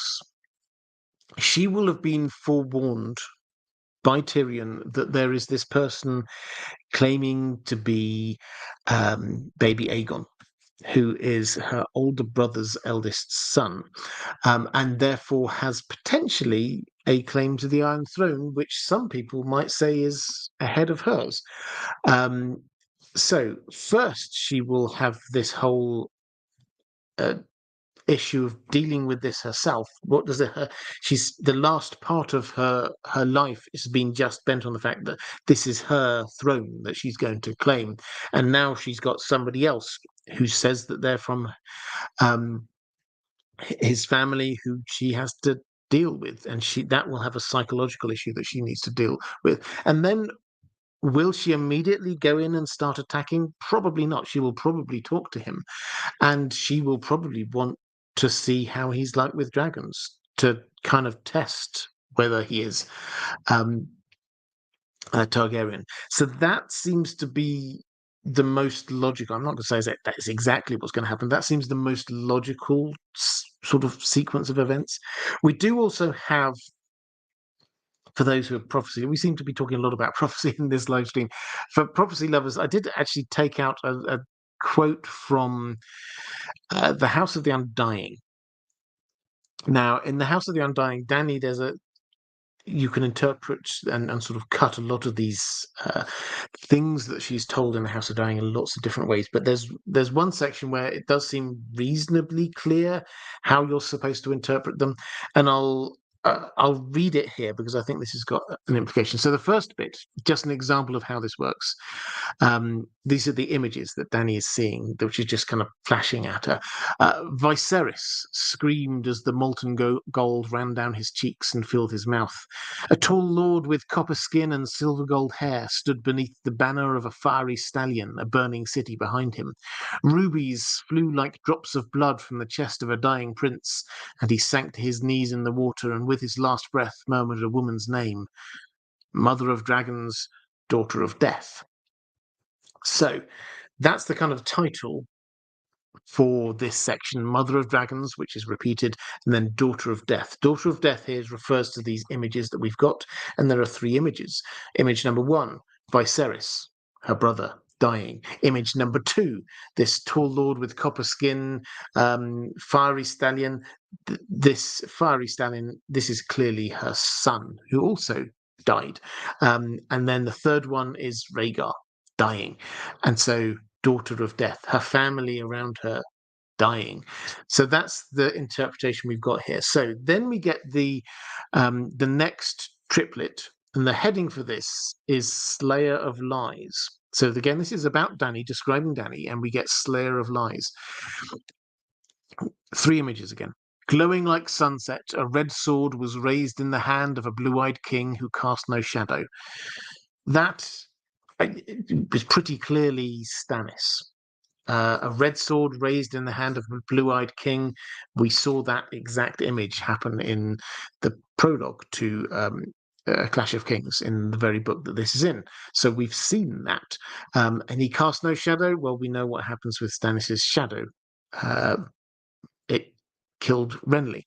So that's line number 1. Then we get this, the third one, I'm not going to get into, but there are many theories about this. From a smoking tower, a great stone beast took wing, breathing shadow fire. But then the second one is a cloth dragon swayed on poles amidst a cheering crowd. A cloth dragon. This is the Mama's dragon she talks about as well. This is generally interpreted as being Aegon the Sixth, Fagon, a cloth dragon, because the implication here, as this is all under the banner of Slayer of Lies, it's a lie that Stannis is Azor Ahai. It's a lie. It's the lie with Fagon. He's not really who he claims he is. So the implication here is that he isn't, and that Dany in some way is going to be the one to show that that's a lie. How is she going to show that Stannis is a lie, a bit as Azor Ahai? Perhaps by her being the one to show that she's Azor Ahai. We don't know. Or perhaps Stannis and Dany are going to meet in the book. Didn't happen on the show, obviously, but we shouldn't take our lead from that. But here, if she's the Slayer of Lies, she is going to somehow reveal that Fagon isn't Aegon. He isn't a Targaryen. He might be a Blackfire, but he isn't a Targaryen. And if that's the case, then maybe she will do that through dragons. And maybe the whole point of Quentin Martell, who we had this whole long story which just ended up with him trying to tame a dragon because he had a bit of Targaryen blood in him and failing. Perhaps the whole point of that is to foreshadow what happens with Fagon much later. Let's go to a question from Corvus Corax, saying, "Good day, Robert and Dan. I've been overthinking lately about how Jon's parentage didn't matter much in the show and the implications for the books. I can't remember where, but I know I've come across this trope before, where the main character's big secret didn't matter in the end. Much like in A Song of Ice and Fire, how prophecy is more to do with the reaction of the characters. Could it be that the expectation of Jon's parents being useful to the story is Martin playing with our perceptions and expectations?" Well, I love this as an idea. George R. Martin is clearly playing with this trope of the long prophesied king who's brought up not knowing he's king, who has these prophecies about him and he's going to save all humanity, and that's the trope he's playing with when it comes to Jon. Now, he's not revealed that yet, because to the book readers, we always forget this, but to the book readers, that's not been made known. Jon's true identity, you couldn't figure it out, but it's not been made known. So the question is, how is he going to be playing with that? Is it just not going to matter in the end? Which, I mean, I think you could argue one way or the other whether it matters on the TV show, but for these purposes, I'm happy to go with it didn't really matter. Or is it going to matter, but then something else is going to happen? My take on this has always been, I've said this many times, but George R. R. Martin is writing Jon Snow as if he's Aragorn, the long prophesied returning king who's going to save the world and then lead a glorious reign afterwards. But in reality, he's going to be more like Frodo. He's going to be this person who's going to carry this great burden. And yeah, he will play a massive role in saving the world, but it's going to break him. And at the end of all of this, he will have to just leave in the way that Frodo sailed off west. Jon ride off to the north. Happen on the show. That I think is very likely to be his fate in the book. So I think that's the twist on the trope that we're looking at. Not so much that it doesn't matter. I think the fact that Jon is who he is will have an impact on the story. It will have an impact on his relationship with Dany, assuming we go there. It will have an impact on who people think should be ruling at the end. It will also have an impact, I think, on him personally, how he sees himself. So, and ultimately, we as a reader are going to be left with the decision on whether he is Azor Ahai reborn. He is the prince that was promised, um, uh, because he will play almost certainly a very important role in the end, in the defeat of the others, however that happens. One thing that I just when I was thinking about this question before it came on air that struck me that I increasingly strikes me is that we sometimes forget how long ago George R. R. Martin started writing these books. It was 1991 when he started writing these books, which is now, what, 33 years ago? This is a very long time ago, and fantasy fiction has changed quite a lot during that time. When he started writing it, it was still dominated by this tranche of books that were hugely influenced by Tolkien. Everything was written in the style, or large parts of the genre were written in the style of The Lord of the Rings, often with very similar sets of characters, with very similar kind of uh, stories that end up in very similar kind of ways. And so George R. R. Martin was kind of reacting against that. Where fantasy fiction is at now has shifted a huge amount away from that. It's still hugely heavily influenced by Tolkien, don't get me wrong, but lots of different authors are doing their own things within fantasy fiction. So George R. R. Martin may well, and I'm not in his mind and I don't know this, but he may well be thinking that the story that he started out writing, which was very much about a feeling of kind of reacting against Tolkien in some ways. He loves Tolkien, but he also wished to provide his answer to what he saw as few of the issues with the Tolkien type fantasy. Um, Maybe now he doesn't see that as being particularly necessary on a kind of conceptual level. So, is there a chance that he might shift where he goes with the ending in order to better match the state of fantasy literature now compared to when he thought he was just writing a quick trilogy that will be done and dusted within a few years? I don't know the answer to that. It's just an interesting thought experiment.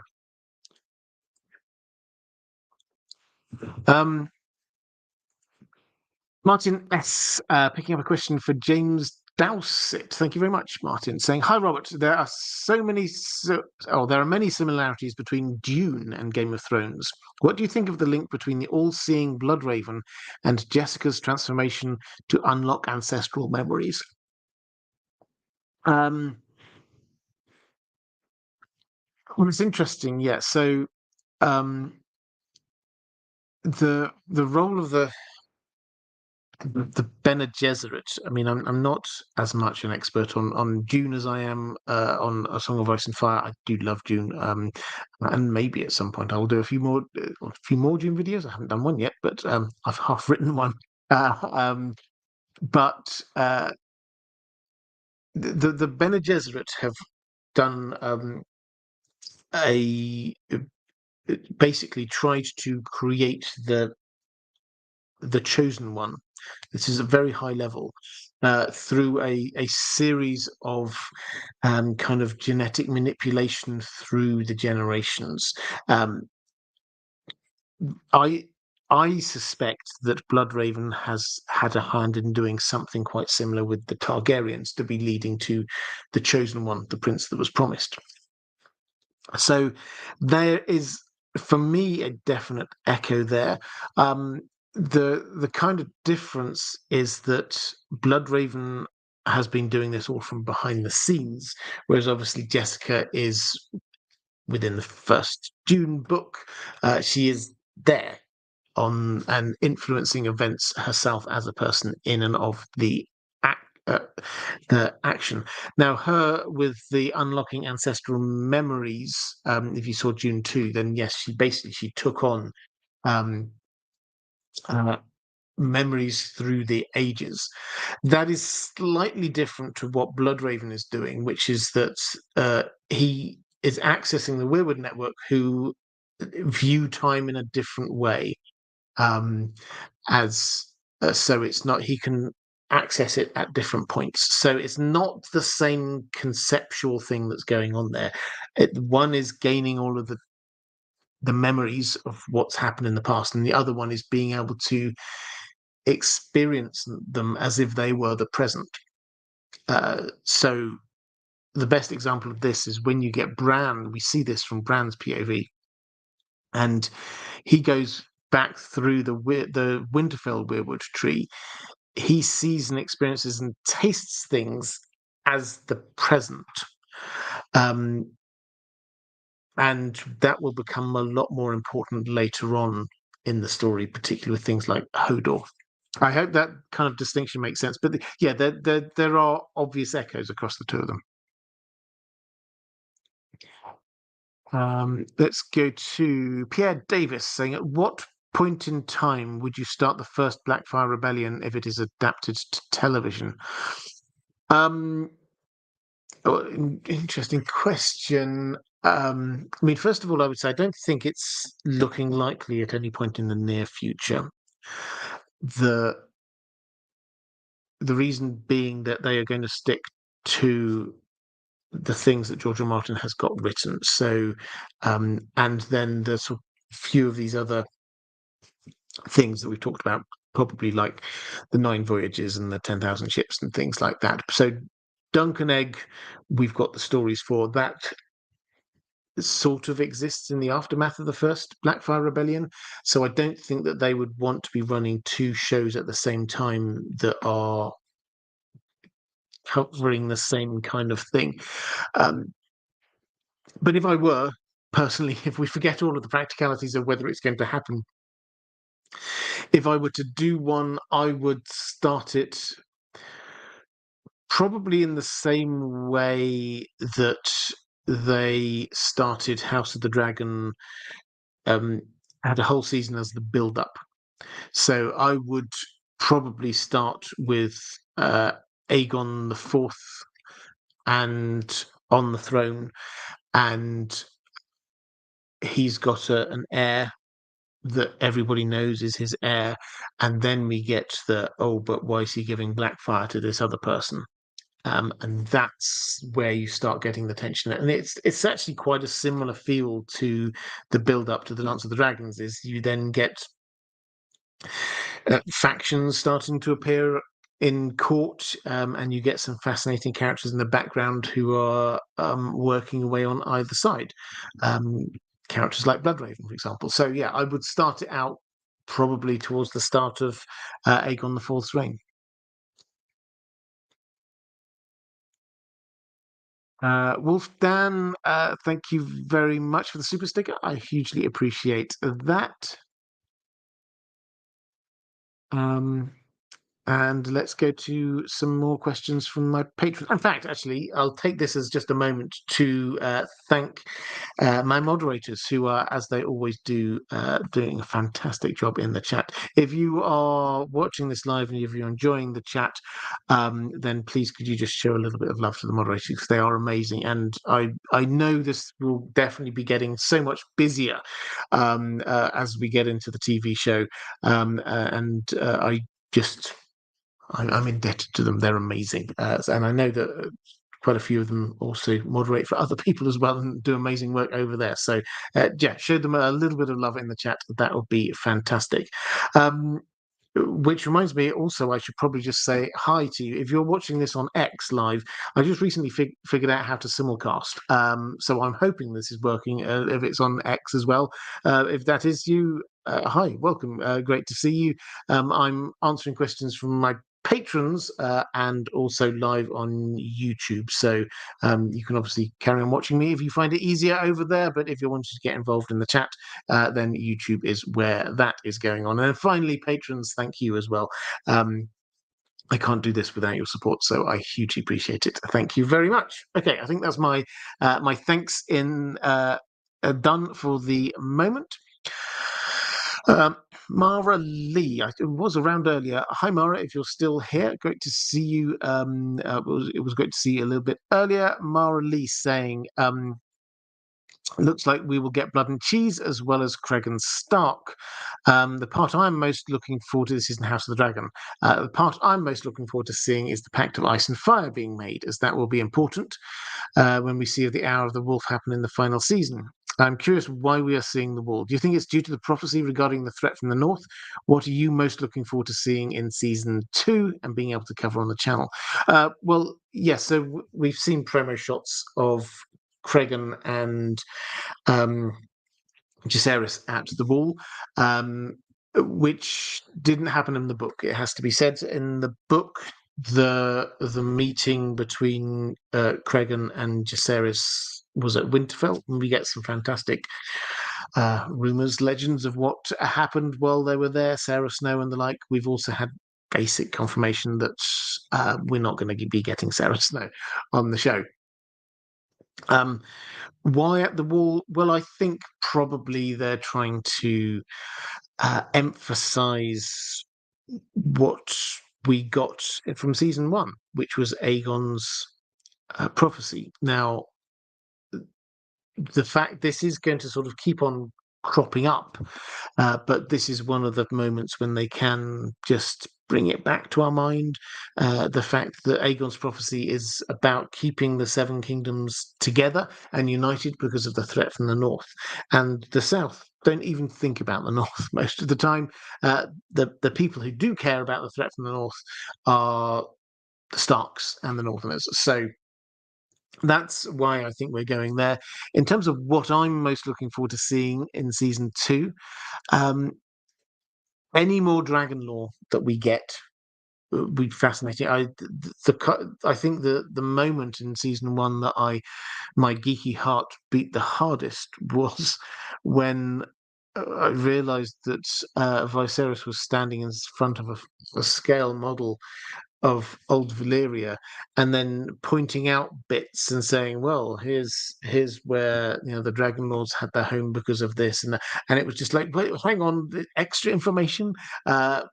If we get anything even remotely approaching that, I'll be absolutely delighted.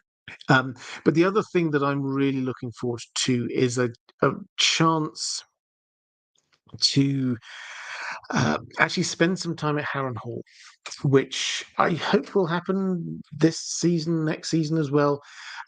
We obviously saw it in Game of Thrones, and we've seen it just in passing in House of the Dragon.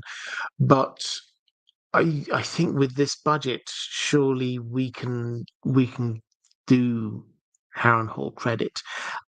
It is an astonishing place. When we saw it in Game of Thrones, they sort of treated it like an old ruined castle without giving us much of a hint of the scale of this place. If we can get some kind of a hint, they showed us a bit of it right at the very beginning of season one when we saw the Great Council of 101, which was held in the Great Hall there.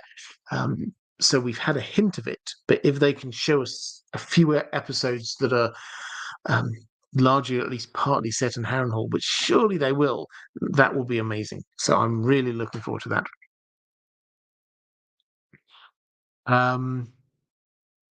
Question from Martin S. saying, I watched Dune 2. Outstanding film, I would agree. I thought it was really good. The franchise has some features of Wheel of Time and some of A Song of Ice and Fire, but predates either by over 25 years. Yeah, Dune is, as I said, I love Dune. The books, I've read the main book, I think, 3 times now. The others I haven't read for a while, but I've got the next Dune Messiah lined up, ready to go on my dog walks. Is when I do most of my reading in my ears these days. Yeah, I'm very much looking forward to digging a little bit more into that. And for those who missed out on this news, we've even got a Dune prequel TV series happening this autumn in the second half of this year. So that's something else to be looking forward to. But incredibly influential. I think for good reason, it's generally held up as being like the equivalent of the Lord of the Rings in sci-fi, not in terms of the influence it personally had over the genre. Tolkien's influence over the fantasy genre is ridiculous. Dune, as a book, being held up as being the one of the heights of how to do good sci-fi is almost universal, though.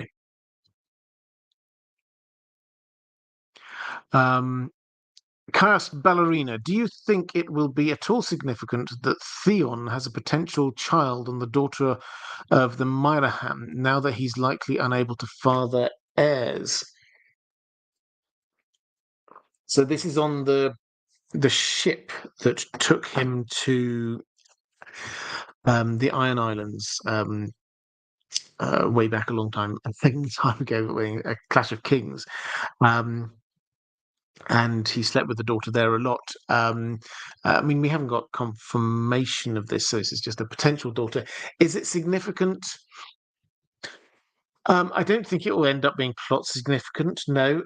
Whether it would be significant for him personally, we often talk about redemption arcs in A Song of Ice and Fire, and I think a bit too easily. But if there's one character I think who could get a redemption arc, I think it's Theon. He's clearly gone all the way to the very bottom and is now just by his fingernails, those that he's got left, pulling himself back up.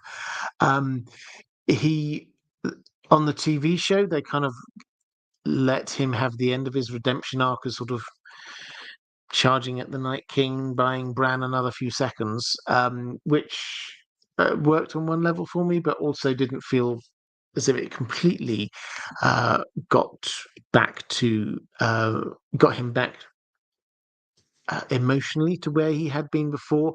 Yes, defending the Starks is a good place to be. So I think that he does need to come to terms with the Starks. He does need to, in some way, be defending them. But this concept of him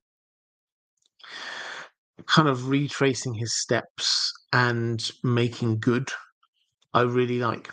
And him ending up as being a father, and for someone that he had rejected as being beneath him while he was on the way, thinking that he was going to be the Lord of the Iron Islands, and then finally accepting the fact that this was someone who wanted him for him.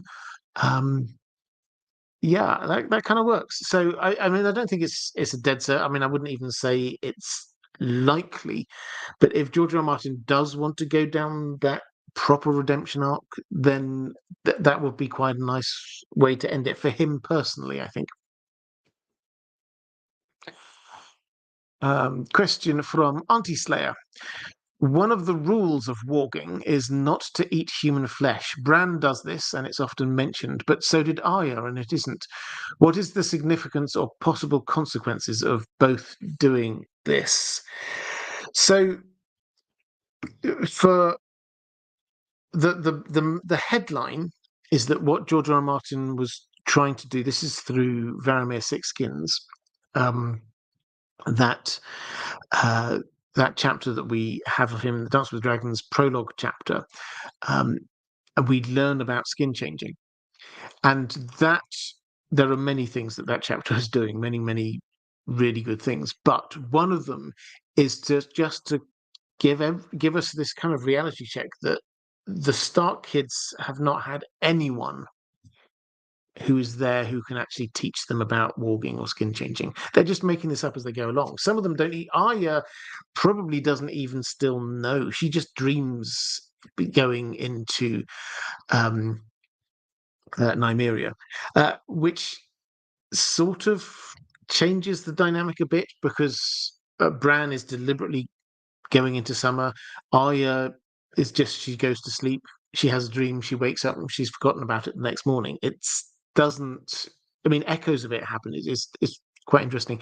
She has these memories first thing in the morning. She wakes up and there was, she was running with the pack and there was a scent of blood, but then the details just sort of disappear. So she's doing this, but she doesn't consciously remember this.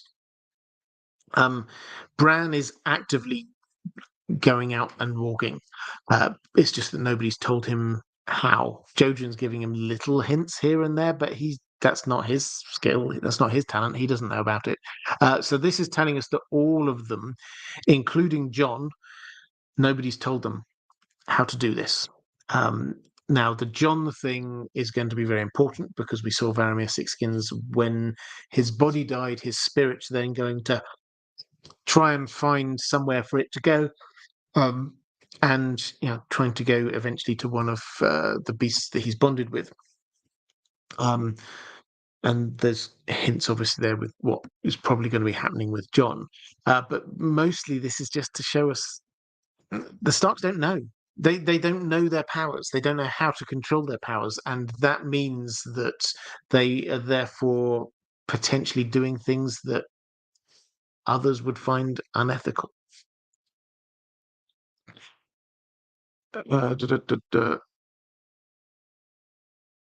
T Nickel saying Thursday night is IDG Love. Did House of the Dragon start this week or is it this week? It is this weekend. Just for anyone who doesn't know, just to be clear, House of the Dragon starts this Sunday night. If you're in America, then it is at 9 p.m. your time, Eastern time, and so that's UK time 2 a.m.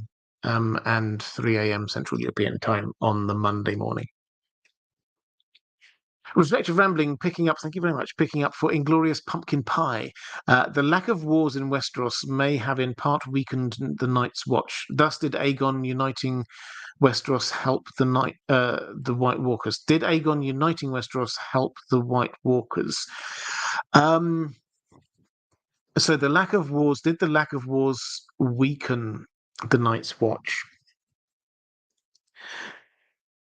I mean, the argument is that when you have wars within Westeros, then the winners often send the losers to the wall, battle-hardened fighters going up to the wall.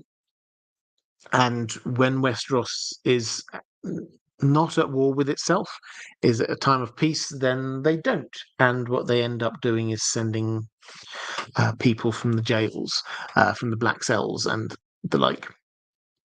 So what actively weakened the Night's Watch as much as anything else actually was the few years after the Dance of the Dragons. This is an often overlooked fact. At the start of Aegon's invasion, there were 10,000 members of the Night's Watch. There was a lot. By the time at the start of A Song of Ice and Fire, less than 1,000, probably about 800 or so. So they've come down 90% in that time. A lot of that was in the few years after the Dance of the Dragons. There was a 7-year winter, a really, really harsh winter that killed quite a few of them. Then the wildlings attacked and they took Queen's Gate. They actually managed successfully to take one of the castles on the wall. So they managed to get over the wall and capture a castle. And then there came another load of the wildlings heading south, and there was another big battle, and we're told that the Night's Watch lost a third of their number. So with the long winter, the losing a third of their number, and also the attack on Queen's Gate, they quite possibly lost maybe even a half of their number just in those few years after the Dance of the Dragons. But we often gloss over that. But they were tough times.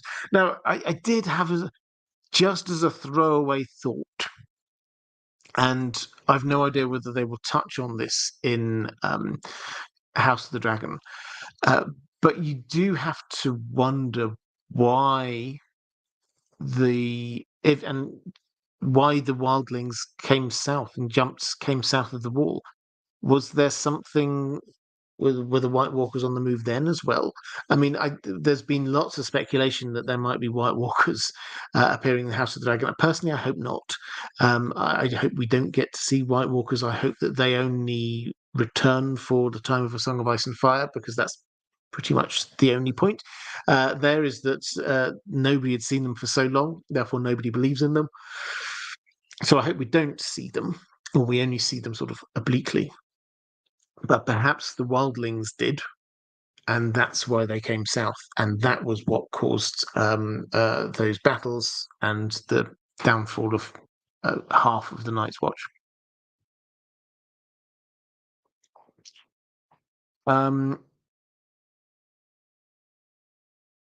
Andrew K saying, also, the further away we get from the Night's Watch's true purpose and generations sending their worst, decline was near unavoidable. Yeah, it was. This was a snowball gaining size and pace as it went down the hill, basically. Let's go to the Bazman saying, Winds of Winter question for this week. I have seen a couple of videos being cautiously optimistic about the release of the Winds of Winter this year, e.g. Quinn the GM's video. Do you share the same optimism, or are you still refraining from thinking about a possible release window? And Tasta similarly saying, hi, Robert, I know you don't like speculating on the release of the Winds of Winter, but do you have any comments on the recent bits of speculation that George may be nearing the end of the book? Well, I've not watched that video by Quinn the GM, and I don't know what evidence there is out there or speculation that people are building on. So perhaps there's something I've missed, but what I'll say is that you're right, both of you. I have given up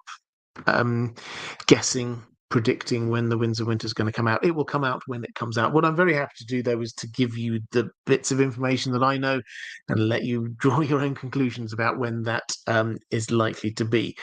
So we last had a big-ish update from George R. R. Martin actually just after the end of House of the Dragon Season 1. He did a series of interviews, chat show discussions, and went on podcasts and things, and he said in different ways that he was about 75% of the way through. He said he was 1,100, 1,200 pages in. He was about 75% of the way through. This kind of matches up with what, I mean, certainly I did a video ages ago. I think it's probably not up anymore.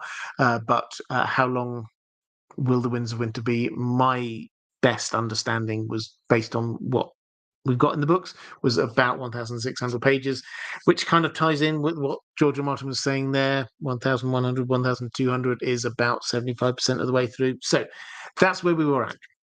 About 2 years ago, towards the end of 2022, or 18 months ago, something like that. Since then, we've had a couple of sort of updates. we've had two, though the most significant two, I would say, neither of which, if you're looking for hope for the Winds of Winter, neither of which are particularly hopeful. One of which was, I think, in November of last year, so we're talking 6-ish months ago. He did a joint interview with Bernard Cornwell, who is a friend of his, the guy who wrote The Last Kingdom and the Sharp books, really good author. And he said this. I've got the quote here. He says, "I'm 12 years late on this damn novel, and I'm struggling with it. I have like 1,100 pages written, but I still have hundreds more pages to go." So that's the first clue. And the first clue we have is that he said he was about 1,100, 1,200 a year before that. So in that interceding year, the year of basically last year, 2023, he's not made progress. Now, this doesn't mean, I talked about this at the time, this does not mean he's not been writing. This does not mean he's not making actual progress. It just means that in terms of finished pages, he's not got any more. Now, he does have a habit of going back and rewriting old chapters. So he may well have been doing that. So we're actually still further on longer than we were, but we just haven't got any more new chapters done. Or he may have been stuck in some kind of cycle that he has been before, which is he often writes, because he is this gardener writer, he hasn't got a strict plan that he's sticking to. He often sort of writes a few chapters and decides, no, I'm not going down that route, and then writes another few chapters in a different direction, decides, oh, no, I'm not going down that route, and keeps on going like that until he finds the route that he wants to go down. So maybe he's doing that. Either way, as of 6-ish months ago, he was 75% of the way through the book.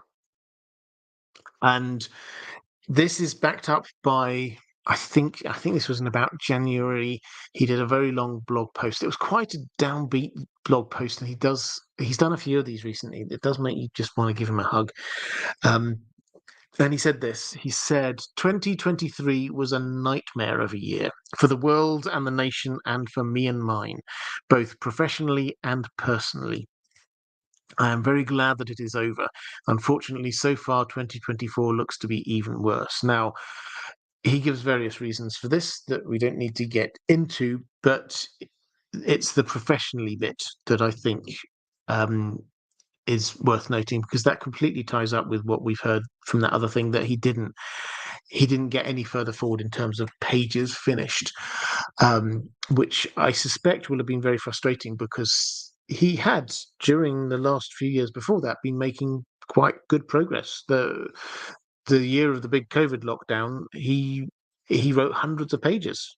He told us, his most productive year doing that, and the book, I think, ever. So those are the last things he has publicly said about it. And on that basis, then I think we can reasonably conclude that he's not imminently going to be finishing it. So the one thing that I have seen, maybe someone in the chat can point me to something else, I don't know, but the one thing I have seen that people speculated about recently was he put up a blog post. I mean, this was a month or two ago. He put up a blog post.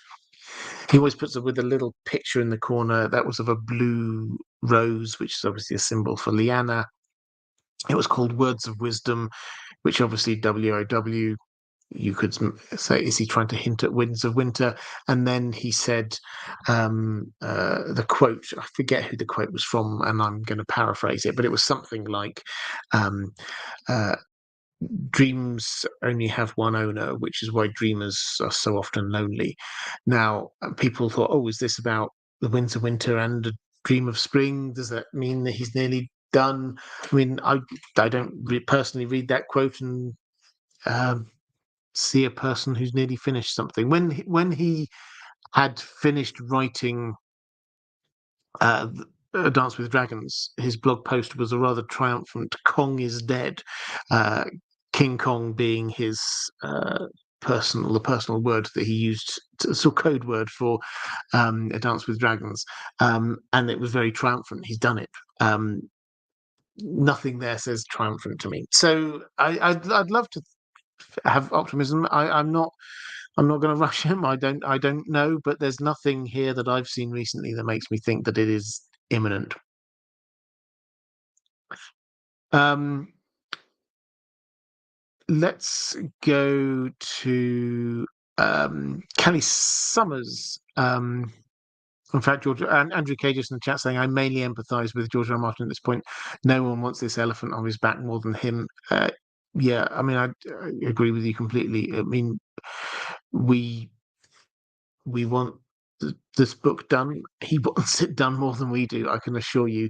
I suspect that once he does finish this, he's just going to feel so free, and then will immediately rattle off a whole load of other bits of writing, like Duncan Egg and possibly a few other things, before getting his head down and tackling A Dream of Spring. I think he'll just have this burst of creative freedom, having just taken the weight of it off of him.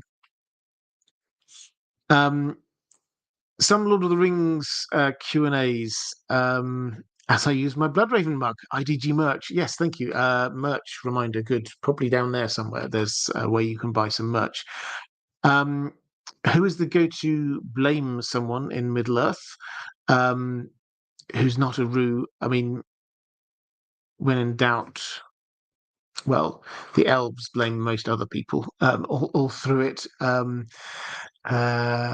I mean, I think blame the Valar. Most people blame the Valar for these kinds of things. When Galadriel blesses Aragorn's scabbard, is it an enchantment or a prophecy? Why not bless armor, etc.? So Galadriel blesses when she's giving out those gifts to the Fellowship. She gives Aragorn a few things, but she gives him a scabbard for Andúril, his sword, which is magically enchanted that the sword that is used from there will not break.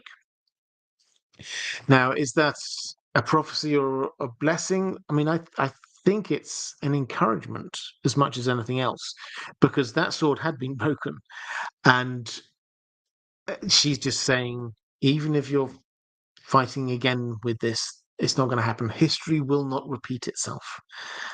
Do not worry about that. So that's how I've always interpreted that.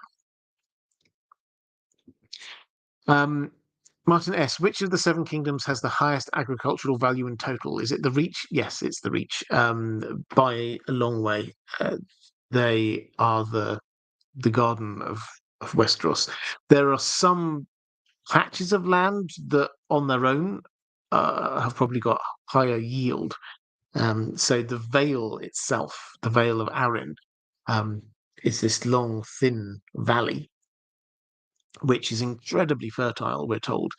And that can probably match any given area in the Reach, but it's not as big as the Reach by any stretch of the imagination. So no, the Reach is easily the most fertile.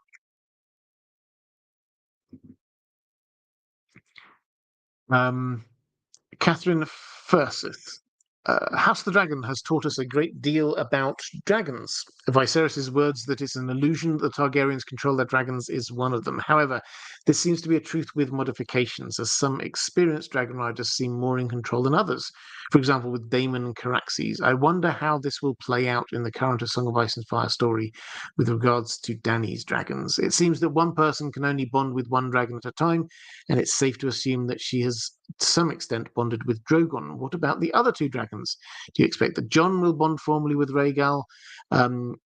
And what about Viserion? Will he bond with someone, and who? Okay, so yes, this is, for me, this is one of the big lore drops in House of the Dragon,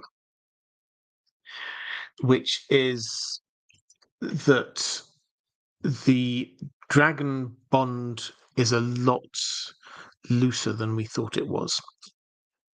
We've always got the impression, not always, but often got the impression that a Targaryen in days of old would climb on their dragon and just fly them wherever they wanted to. And we don't really hear of any problems at all. Aegon and his sisters, no problems, whatever.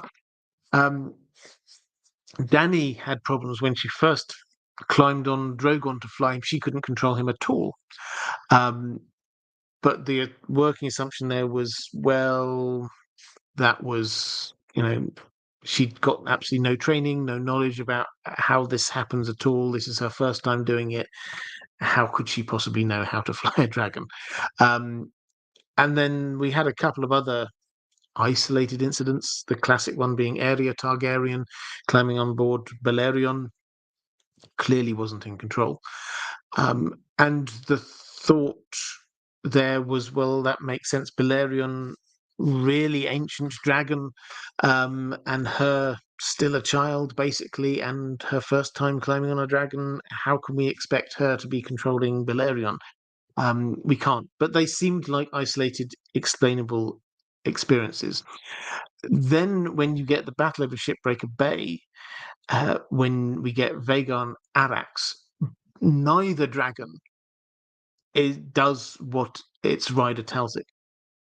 Both of the combatants in that battle at the end, we saw it at the end. This is in House of the Dragon, obviously. We haven't got the detail in Fire and Blood. In House of the Dragon, both dragon riders said no to their dragons, and then the dragons did it anyway. So that can be added onto canon with Viserys saying we do not control the dragons, and it's probably where does he get that from? Because he only ever rode Balerion very briefly. Are we to interpret from that he wasn't in control of Balerion either? It's a reasonable imputation from what he said. Otherwise, it would be quite a theoretical thing. No, we're not in control of a dragon. So I was in charge of my dragon, of course, but the others aren't. That's not what he says. He says we do not control the dragons. So I think the implication there is that he didn't feel 100% in control of Balerion either. So I think we now have to accept this as the rule of it, that you do not control the dragon. And those instances we have in the past of Targaryens flying dragons, maybe they weren't always in control as they appear. It'll be interesting to see whether they carry that on into seasons 2 and beyond of House of the Dragon, whether we'll get more instances of dragons not in control, of dragon riders not in control of their dragons. But you're asking about what this might imply for later on. Will Jon bond with Rhaegal? I mean, it works for me that he will. Rhaegal is named after Rhaegar, Jon's father, so that'll provide an extra clue. Dany is looking for these people who there's only going to be 2 people she trusts. She basically says that's the people who ride the other dragons. The implication there's 2 more Targaryens to come. She's being the Aegon, and she needs her 2 equivalent of sister wives, sister husbands. So this is the kind of the feeling that she's got, and Jon will almost certainly be one of them. As for Viserion, I won't go into all of the details of where this comes from, but I do still like the idea that Euron's going to steal it, and Euron is going to be terrifying. If you think he's like crazy now, just wait until what happens in the next book. It's going to go next level with Euron. If Euron has a dragon that he has bonded with, Dragonbinder is out there. We don't know what he's done to. He's clearly using it from afar in some way. Is that going to help him call Viserion and claim a dragon? He certainly seems confident that that's what that's going to do. So we'll have to wait and see. So yeah, I think it's possible. I think it's very possible that we get somebody not good, that they kind of tried to map onto the TV show by giving it to the Night King, but we don't have the Night King in the books, so that they completely made that up. But they might have decided, well, we've not really made Euron quite big enough a character to be given a dragon. I don't know. It's entirely possible.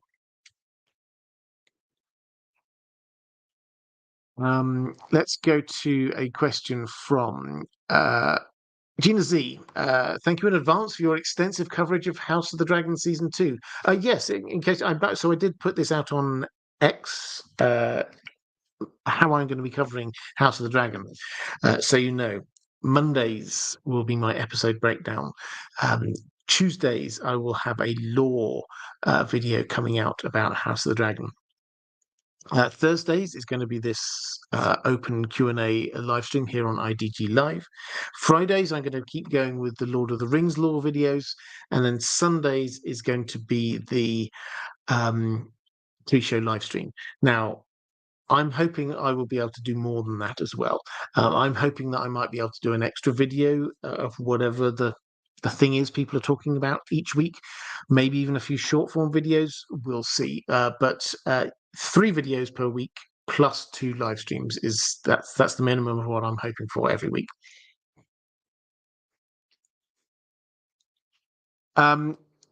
So anyway, this is Gina Z saying, in anticipation of Sunday's premiere, my husband and I are rewatching season 1. I rewatched season 1 recently, actually, as well.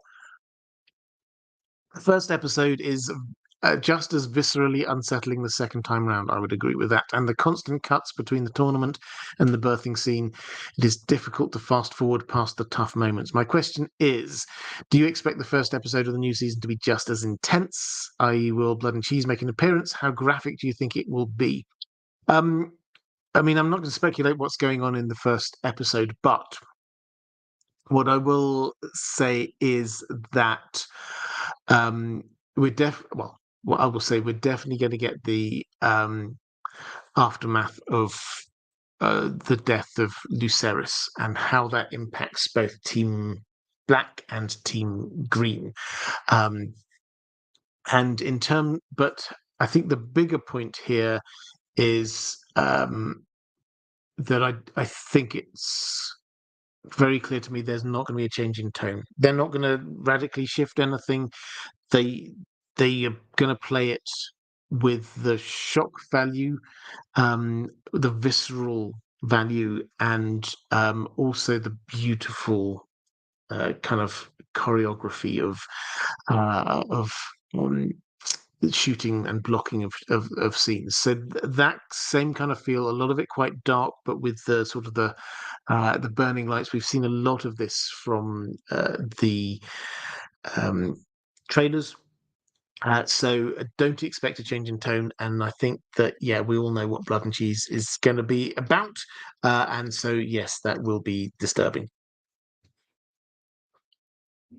That was Ballerina, picking up a question from Callie Summers. Thank you very much. Do you think Dragonbinder can only pull a dragon that is unclaimed? Probably. We don't know much about Dragonbinder deliberately. But I think the clear implication is yes. So if we get a bonded dragon, then they belong to that person. We haven't seen a dragon so far abandon the person that they're bonded to. So that does definitely seem to be for life for that dragon and human partnership. Dragonbinder,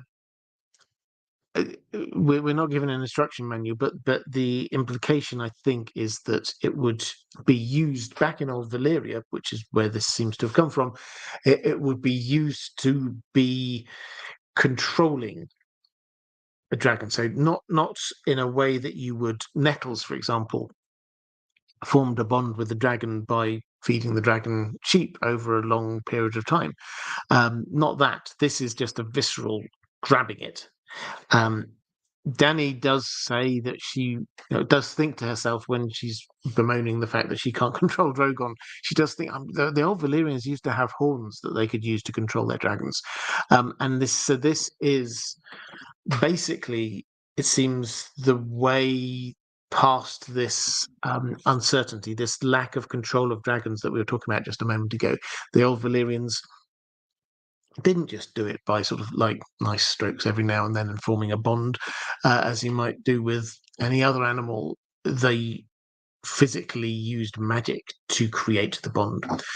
There is another layer there that we saw some hints of it as well with Daemon in, I think it was the last episode of season 1, when he went in and started singing there to Vermithor, basically warming Vermithor up to the idea that you're going to be doing a bit more, you're going to bond to another human quite soon.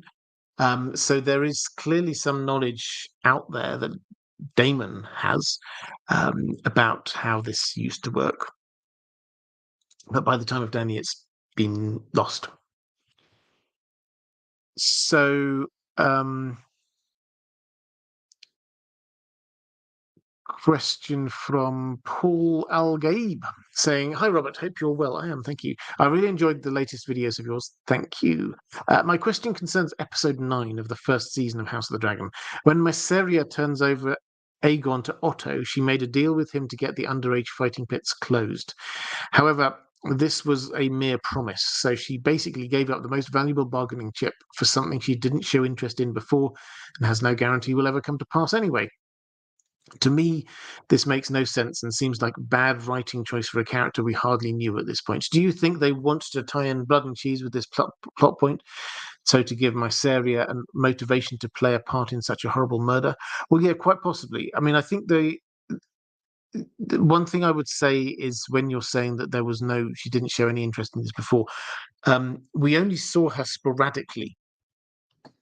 And so we don't know what she'd been doing all that time. And she had presumably been growing to care for the people of King's Landing and the oppressed. And she got quite angry, if you remember, with Damon, that he basically was just treating her as his possession.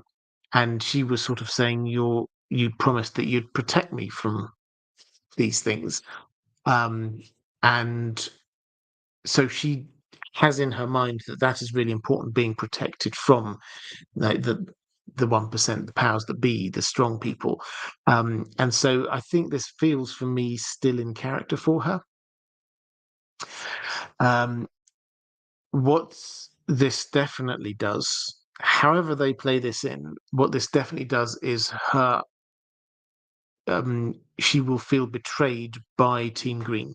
She won't necessarily know the difference between Otto and Laris burning down her place, but that's what happened. She gave up Aegon, and pretty much the next day, her house got burned down. So she will just see those two events and be anti-Team Green. So this will push her towards Team Black, which is where, of course, she ended up in the book. The connection with Damon seemed to be a lot stronger there than it is on the TV show. Perhaps they're then going to be compensating for that lack of loyalty between the two of them, with her having a personal grudge against Team Green. Naberios saying, "Happy Thursday, Robert, and to you too. Knowing what you do about the pace at which George R. R. Martin gets through storylines, and assuming the dragons, others, and Euron are all still on board after the Winds of Winter, is it even possible that he's able to wrap everything up in one book? Even if it's, say, 10 to 20 even if it's, say, 10 to 20% bigger than previous books? Or do you think this might end up needing to be a full-on part 1, part 2 situation? I understand that a lot of characters will be getting pretty close geographically during the Winds of Winter, but it still seems like a lot to work out. Thank you." Yeah, I mean, this is, I've thought this many times. The amount of story we've got left is huge. Now, a lot will be, if we work on the assumption, which I think is a reasonable assumption based on what we've got in front of us, that the Winds of Winter will roughly take us to the point at which Dany arrives back in Westeros, and perhaps when the others arrive at the wall or break through the wall or something like that. We've got a lot of story to get through after that.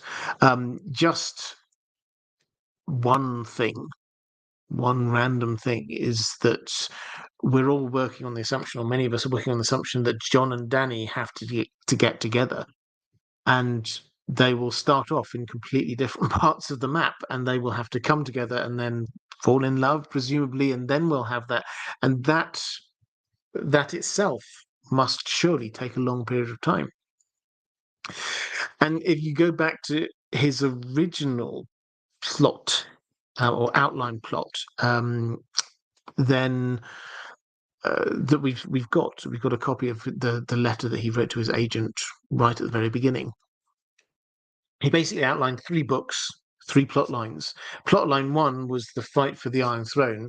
Then we get plot lines 2 and 3, which are dealing with the others and the dragons, respectively. Where we're at with this story, even up to the end of the Winds of Winter, we've got 2 of those other storylines to be dealt with, and those were going to be dealt with in the final 2 books. So you can make a case that right now we're actually only not even halfway through the story. The story has reached, at this moment in time that he is writing the Winds of Winter, it has reached probably the widest point, and he's got to bring it all back. Yeah, I would not even slightly surprise me if he finishes the Winds of Winter and then announces that actually he's got 2 more books to go, or 1 massive book that will have to be produced into 2 or 3 different parts. Let's go to Alhad. Do you think Tyrion's exposure to magic on the Royne, the boat returning to the bridge through the fog, has made him more open to accept magic-based ideas compared to Book 1? I think that is his first exposure to serious magic. I have not noticed any major change of approach from Tyrion in A Dance with Dragons. So there was a magical thing that happened, but it was quite a subtle magical thing that happened in terms of the boat. The Shy Maid goes through the Sorrows under a bridge, and then a minute or so later, it goes back under the same bridge. Now, Tyrion thinks this is strange, but neither he nor anyone else seems immediately to come to the conclusion that this has to be magic. There is no other explanation for it.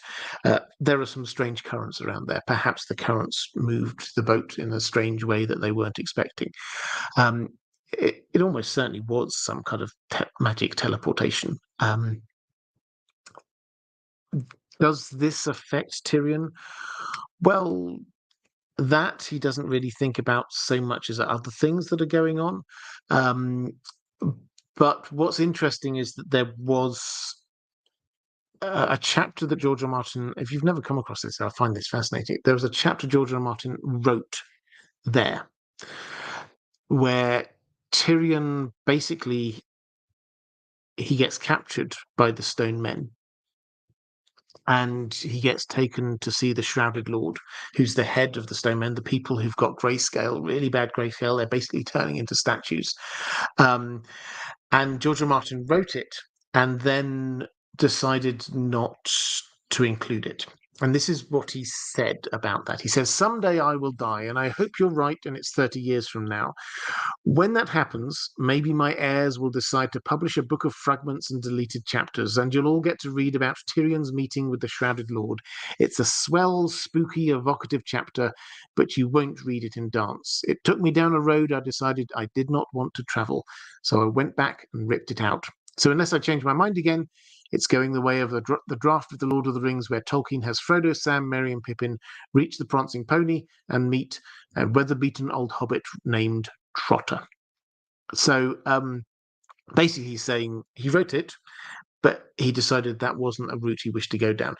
And that's the magical route for Tyrion, a route where he is faced with magic there and then, and he has to deal with that and compute with that in some way. He decided he didn't want to do that. Why? Perhaps he didn't want to get too sidetracked off onto yet another thing about grayscale. But probably it's about Tyrion's character development. Is he did not want Tyrion at that moment in time to suddenly be all magical. He wanted to keep Tyrion for this next period quite rational, and then meet the dragons. And that's what I personally think, is that this is important to Tyrion. He's thought about dragons all his life. He's almost obsessed with dragons, and then he sees dragons. And that is the important point. And for him to have this big magical experience earlier on in the Dance with Dragons, that kind of undermines the impact that meeting the dragons would have. So I think that's what was going on there. So in answer to your initial question, is that no, I don't think that there's any major change. I think George R. R. Martin decided to go with this deliberately more subtle type of magic going on there to downplay it so it wouldn't have a huge impact on Tyrion. Right, Lady Pushkins. Hi, Robert. Hello. Are there any characters in A Song of Ice and Fire that you feel are overlooked but are going to have some great or some importance? I feel like this is the sort of thing George R. R. Martin would do. Marwyn the Mage is mentioned early on and seems to know things, particularly magic. Patchface is seen in a vision by Melisandre, surrounded by skulls. The baby swap, will that be more relevant? I'd love to hear your thoughts on this. Okay, well, I'll pull a few examples out of characters that I think will be more important than perhaps they initially appear. The first you name checked already, Marwyn. Marwyn, we only very briefly meet at the in Sam's final chapter in Dance with Dragons, I think it was, and so he or Feast for Crows, I forget. It's reached to that point of night where I forget things that I do know. But anyway, Sam's final chapter, Marwyn the Mage, he meets him for half a chapter and then Marwyn heads straight off. Marwyn is the person who is heading over to meet Dany before the Maesters can send their representative. He is going with knowledge from Ashai. He is going with knowledge of dragons. He is going with knowledge of magic. He is going to be the person who's going to be advising Dany and getting her up to speed on all of these different things. And he will know about Principal's Promised Prophecy. So he will be starting to get her up to speed with that. I think he has got a really important role to be playing in this. Similarly, Makoto, who is the Red Priest who has been sent to Dany by the Church of R'hllor, basically, and he's sort of he's quite an interesting character, but he doesn't seem that central yet. But when he gets there, it's worth remembering that places like Valantis, Tyrion, when he was walking through the outdoors worship area for the Temple of R'hllor, he felt that it was almost like on the verge of a riot, what was going on there. He felt that these people were being whipped up to be ready for their champion. This is basically, if you imagine it as like this kind of great apocalyptic cult, the Church of R'hllor, and they're being whipped up to believe that their champion, who is going to be taking on the greatest evil in the entire world, has now come, and it's Dany. Makoto will be there and telling Dany that she can gather together the might of R'hllor that's going to be just coming in behind her. Is this going to be citizens uprising, taking down the 1% who've been ruling them in Valantis? Yeah, I think that's going to happen. Are we going to see groups of R'hllor priests following in her wake? Quite possibly. This is a revolution that is going to sweep across the continent of Essos and then wash its way into Westeros. And it's, I think, hard to underestimate or hard to overestimate quite how alien Dany's invasion is going to appear. On the TV show, it looked like here's Dany. She's come to reclaim her own. She's there. She's got the Greyjoys here, and oh look, there's some other people, Jorah from who'd been in Westeros before, and yeah, she's got a few Dothraki or whatever. But this is basically her. That's not what this is going to feel like in the book at all. She someone who's never stepped foot on mainland Westeros is going to be there with dragons that nobody has seen. They're coming across the sea from the east, and she is going to have the Unsullied, a foreign troop of soldiers. She's going to have the Dothraki, these legendary in Westeros, they're considered the barbarians coming across. She's going to be having almost certainly some support here from the Red Priests, this foreign religion. She's going to have sellsword companies in her wake. This is going to feel like an invasion fleet from Essos when she arrives. This not just some glorious homecoming. This is going to feel like um, uh, powers from Essos invading Westeros. So anyway, that's Moqorro. He's going to be very important.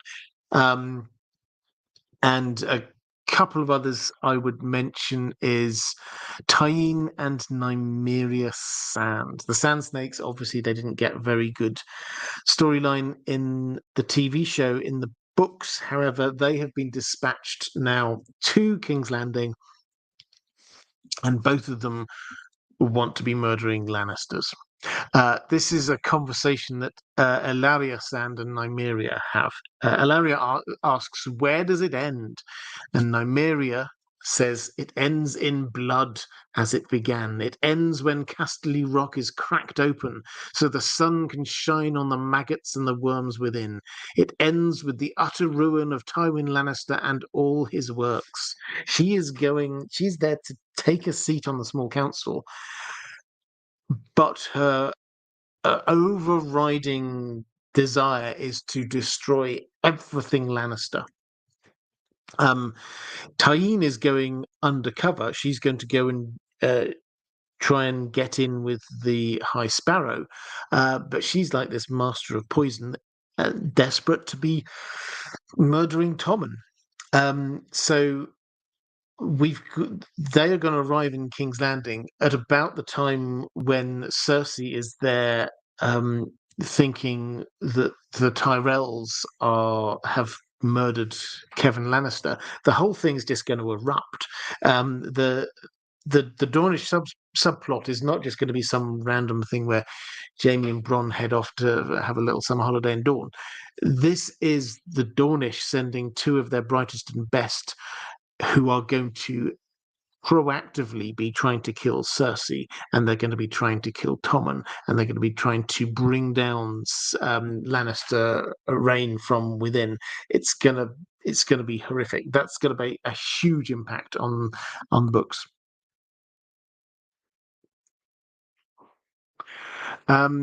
Martin S. Saying, I don't know if you're still there. So I know you've been watching live. Martin S. Though, you sent me a question over on Patreon saying, I'm going to discuss Daenerys' decision to put Randall, this is on the TV show, Daenerys' decision to put Randall and Dick on Tarly to the Dragon's Fire.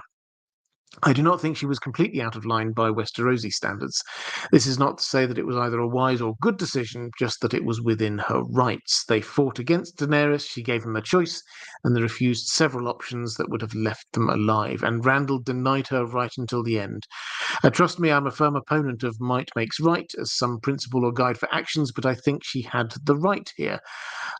More than, say, Cersei would. It was not until Daenerys put the population of King's Landing to the Dragon's Fire in season 8 that she truly lost me. Yeah, so the burning of Randall and Dick on Tarly, I think they had that on the TV show it won't be like that on the books. But there might be moments like that. But they included it, I think, for a number of moments. They wanted some kind of resolution on that part of Sam's character arc with his father. They also wanted to show Dany being ruthless. This is very much an echo of how Aegon the Conqueror dealt with things. You kneel and you bend the knee, or I kill you. That's what Aegon was like, and that's what Dany is very probably going to be like in the books as well. And this is also them showing this build up of her willingness to just burn people as an act of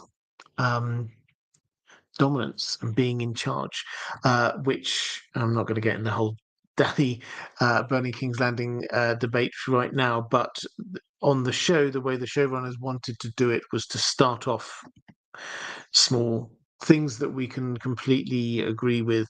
She used her dragons to be burning the warlocks who had tried to capture her dragons. Then she used it to burn some slave owners, and then each time he's kind of stepping up. And Randall Tarley was set up as a very unlikable character. He is a very unlikable character, and she burns him. And again, we're going, yeah, okay, that kind of makes sense. And then each time it's like another notch up that we're supposed to be going, okay, I get that, but where's this going to stop? This ratcheting up. So that I think was what they were doing on the TV show. So it's not going to be the same in the books. But yes, in terms of the morality and law of the time, then Dany, if she were the queen, then she had the right to the right of pit and gallows, as they would say. Let's go. Lord Medici saying, 7 blessings, Robert. Now that everyone is fighting for the throne, let's clarify what powers the throne actually confers. The monarch holds 3 titles: King of the First Men, the Andals, and the Rhoynar, Lord of the 7 Kingdoms, and Protector of the Realm. Out of these 3, the first 2 seem more honorific in title. The nature of Protector of the Realm, on the other hand, seems to confer actual executive duties of the king. During the dance, when Aegon II um, is unable to rule, Aemond is named Protector of the Realm. In the main story, both Eddard Stark and Tywin Lannister are named Protector of the Realm because Joffrey and Tommen are considered too young to rule. So, in short, the title is a fancy word for regent when given to a non-king. That was my understanding until I started reading more about the dance and found that at its resolution, Leowyn Corbray was named Protector of the Realm alongside a council of regents. If the protectorship of the realm and the office of regency can be held by different individuals, this implies that they are not the same office. By implication, we would not consider a non-king Protector of the Realm as a regent. What should we therefore consider? Okay, so what does the title Protector of the Realm actually mean? Well, we're not given a full definition. Yes, this is one of the things that the king has as a title, Protector of the Realm. But exactly what it is, we're not 100% sure. It seems to be to do with sort of the more military functions of the state, which are the heart of what the state is. The state holds the power and the military power. This is often held by the king, but it's often quite a few times, you picked up on a few of the examples here, quite a few times somebody else has the title Protector of the Realm. Now, it's not synonymous with regent. You do not rule. If you are Protector of the Realm, that does not mean you're ruling in the stead of the ruler, which is what regent means. The ruler, for whatever reason, they're too young, they're incapacitated, whatever, they cannot rule, so the regent rules in their stead. That's distinct from Protector of the Realm. Ned was Protector of the Realm, named Protector of the Realm by Robert Baratheon. He was also named Lord Regent. So the idea was that he was allowed to rule in the stead of Joffrey, but also as Protector of the Realm, he was in charge of the armies. The idea with Leowyn Corbray was after the Dance of the Dragons, the country, the continent was on its knees and it was divided. And they had a young king who was too young to rule. And they didn't have an obvious, he didn't have a parent left, a grandparent left who could step in and sort of rule for him. So they had to decide how do they get through the next 5 years to the point at which the king is old enough to rule himself. And how do they do that in a way that balances power so that it's not just one of the two sides in the Civil War has all the power as being regent. And the way they came up with this was that they had 7 regents. So no one person was there saying, I am acting alone with the voice of the king. There were 7. And then they thought, well, the office of Hand of the King is quite powerful. We need to balance that in some way. So they took the title of Lord Protector, the Hand of the King. Tywin Lannister took over. He was obviously Team Green, so they needed somebody from Team Black to kind of balance this, so that people could look and go, oh, okay, so there's two people in important roles there, one from each side. So that's why they went for Leomund Corbray. So it's a separate role. It is one of the titles given to the king, but it can be used separate to that.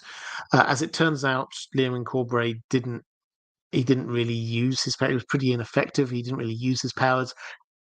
Thankfully, the country as a whole, there were lots of little wars going on around, but the country as a whole did not need to go to war. So he did not need to be standing up and saying, right, I'm protector of the realm. I'm going to muster a huge army and we're going to go off somewhere.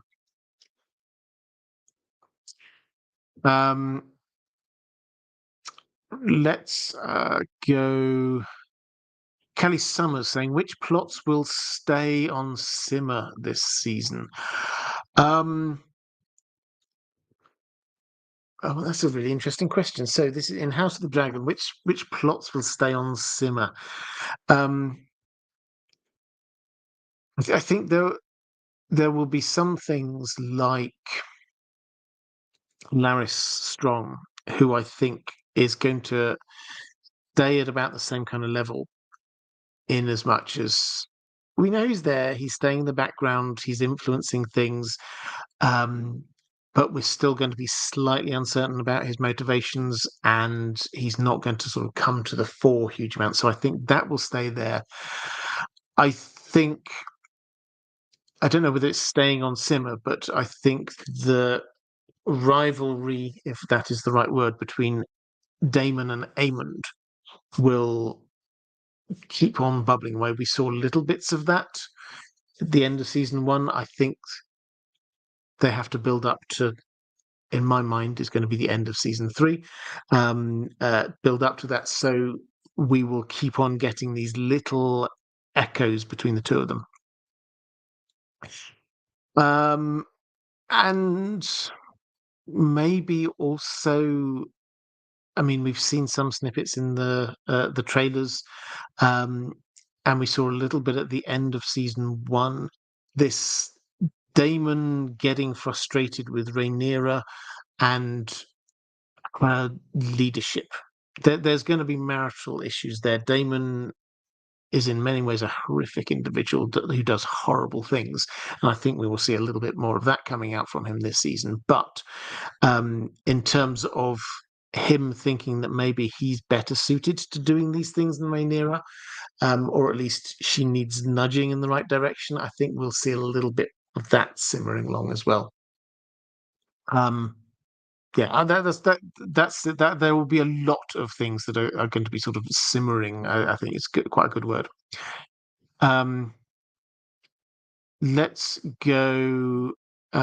Actually, Duke Chronic, I just saw in the chat saying Daemon had a few scenes where he had no dialogue. That's awesome. Yeah, one of the things I thought Matt Damon, I always do this. Matt Smith, who was Daemon Targaryen, I thought he did really well, was the scenes when he just didn't have to say anything because you just watched him. And there was that in particular, that I can't remember which episode it was, episode 3, 4, when he's in the Stepstones and he gets the letter, and you've seen the GIF, and he's sort of just looking at the letter, and then after that he doesn't say a word. After that, he beats the guy. He goes out on his own to the battlefield. He gives up the sword. He goes in. He takes on the enemies. He grabs the crab feeder. All of that, not a single word. I thought that was incredibly powerful. and similarly, a lot of the scenes in King's Landing, I thought when he didn't say a word, that was brilliant. Right, let's go with a son of ice and fire saying, "All hail Lord Robert of House Deep, House Sigil, a blue dog, brackets Dan, on a black field. House words, we'll see you again soon." Thank you, I will take that. Um, so, I just wanted to say that you've inspired me to start reading the books, which fills me with happiness. Thank you so much. I'm really pleased. I love it when I can inspire people to actually go back and get to reading the books. Um, and you've just joined the patron, so welcome. Thank you very much for that. My question is more of a theory regarding Diran II and Aegon IV. I'm sure everyone is aware of how there is some debate about Diran's true parentage, being either Aegon IV's or his brother Aemon the Dragon Knight's son. However, I have a theory that rather than either of those two, it might be Baelor the Blessed. While there isn't any specific evidence that there is, I feel like there are some narrative hints. For example, Diran named his firstborn son after Baelor. And there have been a few occasions where Targaryens have named their firstborn sons after their fathers, such as Aenys naming Aegon the Uncrowned after his father. And it should be noted that after making peace with Dawn, George R. R. Martin goes out of the way to write that both Diran and Maron Martell go to Baelor's statue and say that his work is done. In both cases, it's almost as if he is honouring his father. What are your thoughts about this theory? Yeah, I mean, I love the thinking. I don't particularly subscribe to it. I mean, the narrative hints thing, yes. The fact is, it works really well with what we have. This uncertainty that maybe this is Aemon's son rather than Aegon the Fourth's. That works really well as a kind of little narrative nugget. Baelor as a father, that goes against everything that we know about him as a character, which to the extent that on his marriage night he refused to sleep with his wife, and she then went around wearing pure white just to show everyone that she was so aghast that he refused to do this. Um, so he seems to be so dedicated to his purity, so to speak, that this would seem to be against his character. So I think that's kind of against it. The naming him Baelor, I think this is interesting because naming his son Baelor, um, who could he name his son? He couldn't really name it after his father Aegon because Aegon was not known as a good king, Aegon the Unworthy. So he couldn't do that. So I think he then has to sort of and go back and say, well, which king do I want to name my son after? And he obviously is the king who was there, who was thinking about how do I bring Dawn into this, and Baelor was the one who was brokering the peace with Dawn. So it kind of makes sense that he does name his son after Baelor. So I don't think it's needed. I mean, I like the thinking, but I don't think it's needed. Let's go to Madeline Tyrell Dane. Hi, Robert. I'm excited to be asking my first Patreon question as a patron after being a listener for many years. Well, welcome. It's great to have you on board. Three characters I love in House of the Dragon are Helena, Rhaena, and Baela. I'm wondering what role you think they might have in this season. Do you think the information we get about these characters or their part in the story will differ from or exceed what we get in the books? Well, I think for all of them it will exceed, simply because all three of them, in this part anyway, Rhaena and Baela have more of a role after the dance, but in this part of the story, they don't really do huge amounts. Helena, they built up in season one, they built up her dragon dreaming kind of profile quite a lot. So I hope that they keep going with that. That wasn't something that was really even hinted at much in the books. She was just portrayed as being simple, I think was the word that they would use. But on the show, and I love what they did with this on the show, they've shown that this is her saying things that appear entirely random, but actually they're quite prophetic about what's about to happen. It's quite interesting. Ryan Condal, in that interview we were talking about a moment ago with the History of Westeros, he was asked, as he's asked him, is anyone paying attention to that in world? And Ryan Condal basically said yes. I don't think we should expect one person to be picking up on everything, but there are some people like Aemond, for example, maybe even Daemon, who have been probably will have noticed more. So I hope that they use her with the prophetic side a bit more. That would be really fun, because in the book she largely disappears at this point. She gets so traumatized by Blood and Cheese that she just withdraws. Then, as for Baela and Rhaena,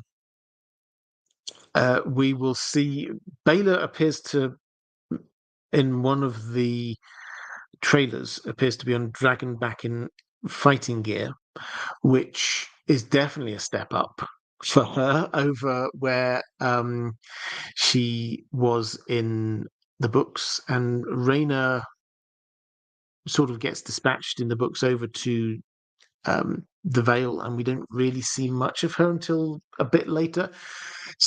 But I think we will. So my instinct is that we will get to see more of both Baela and Rhaena here. They will up their input in protecting the Vale and also being a part of the attacking dragon squad for Team Black.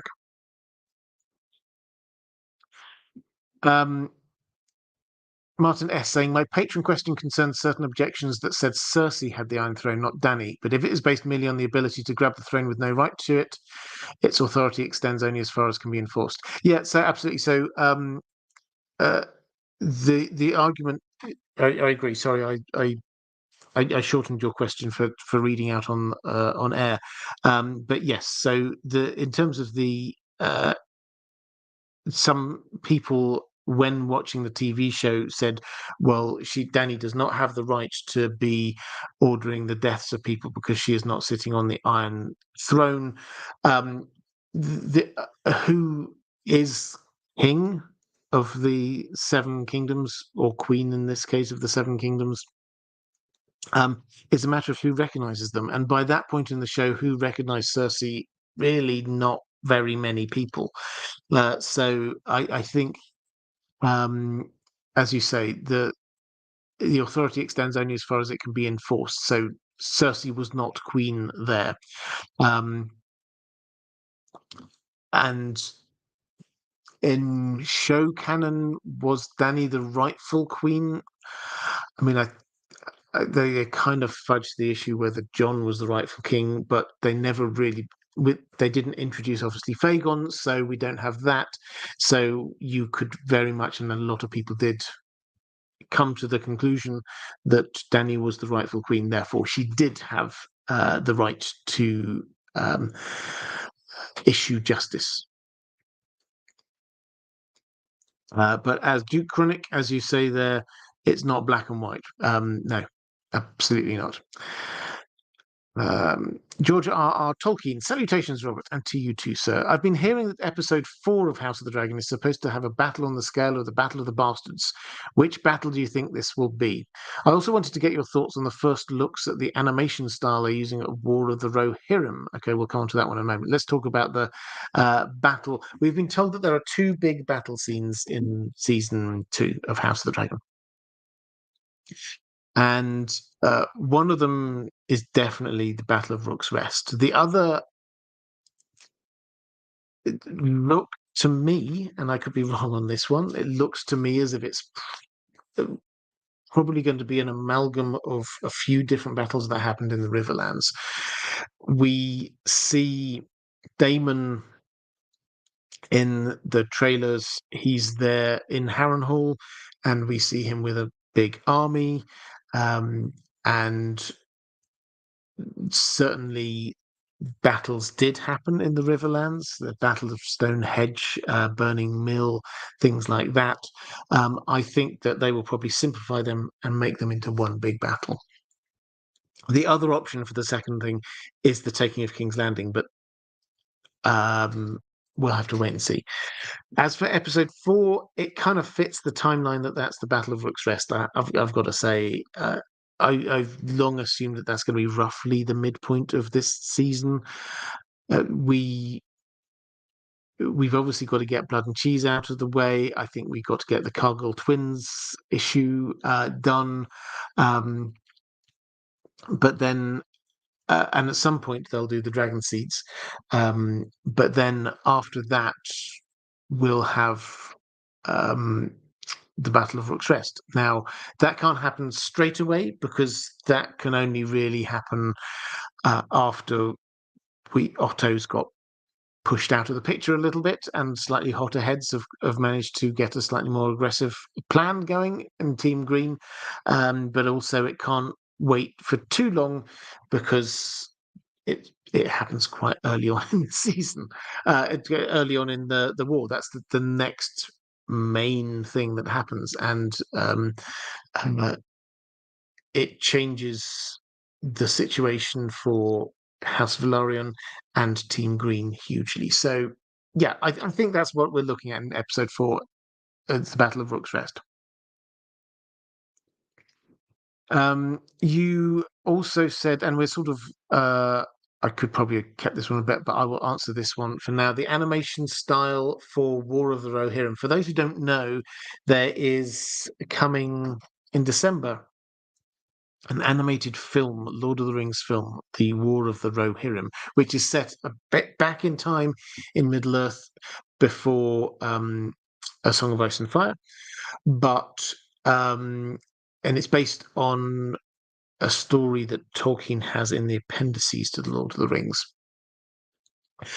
Now, this is being done by quite an impressive sounding team on paper. Philippa Boyens is part of the team who put this together. She was the person who did most of the scripting for the Lord of the Rings movies. They've got some good cast people. Brian Cox is going to be in this. Miranda Otto is going to be voicing Eowyn again, presumably as a kind of like a framing device. So yes, it sounds good. And we had the first few images appear again on X if you want to go over. This is where I put stuff like that.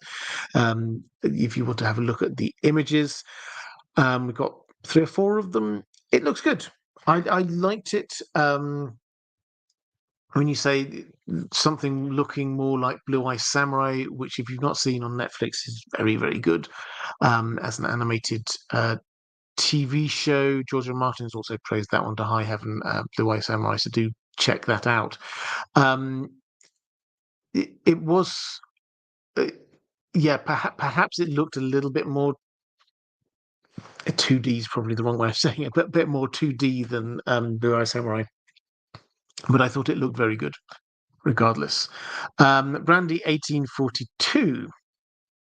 Do you think we're going to see Bravos and its powerful institutions emerge as influential players in the story, A Song of Ice and Fire, or is it just a sort of stylistic element of progress and reference to the modern world that won't be of actual significance? So I think they will have an impact.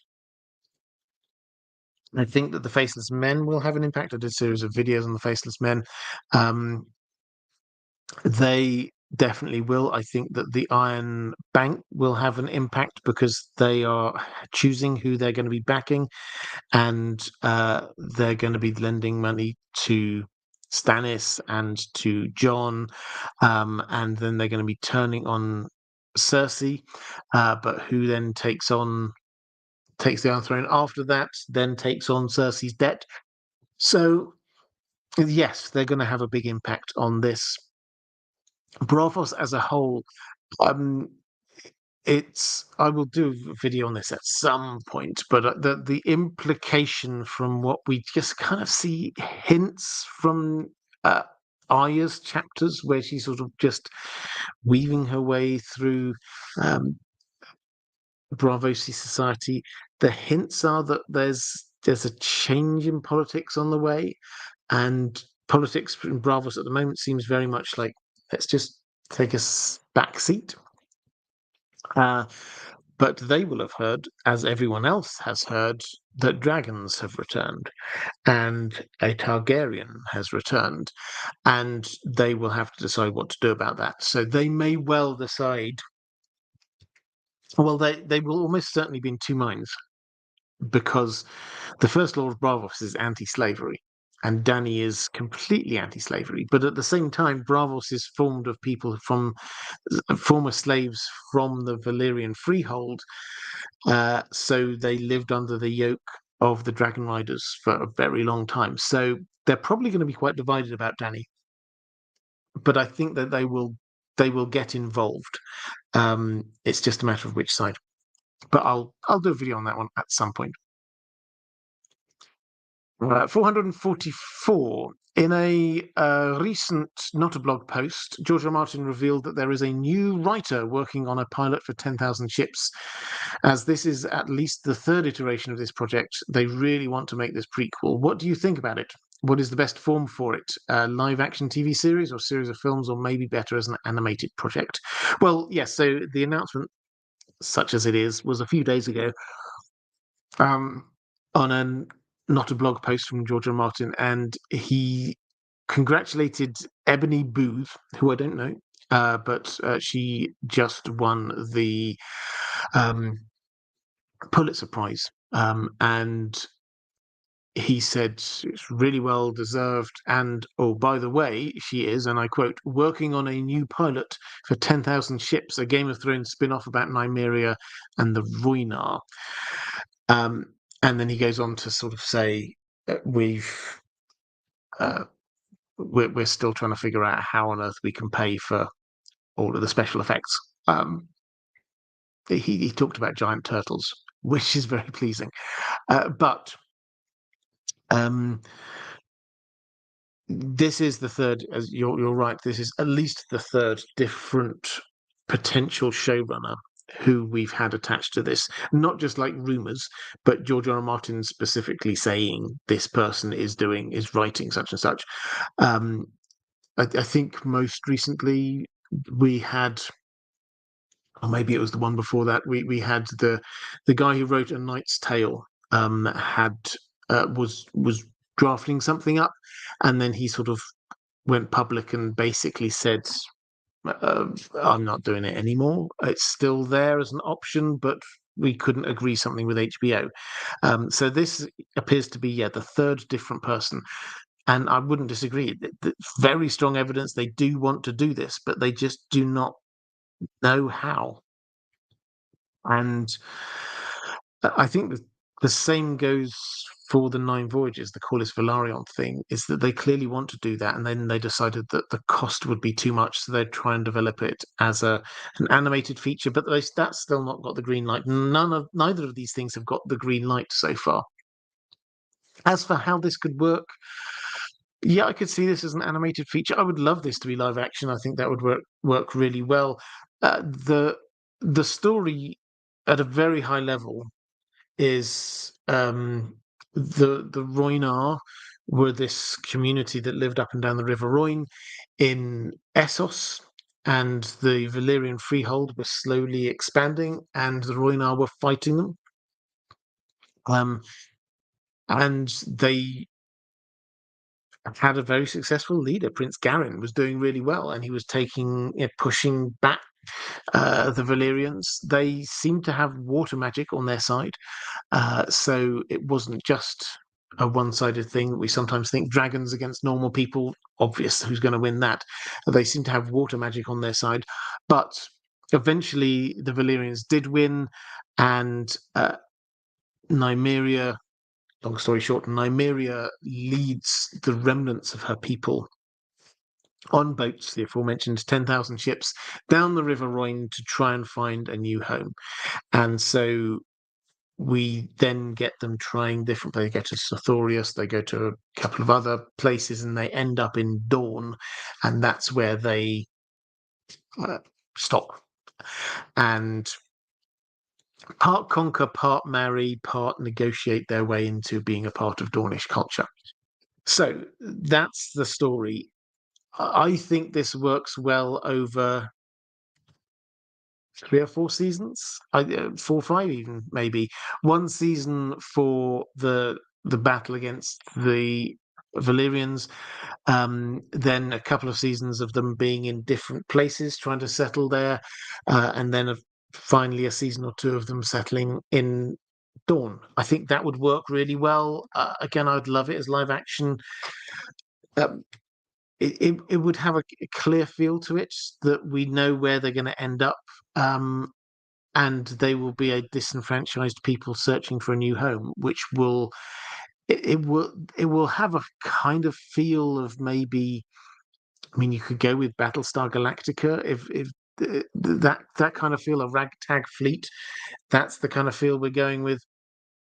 So yeah, I like it. I really like the idea, and I hope they figure out a way to do it. It would not surprise me if this ends up being another thing that goes to um, animation, because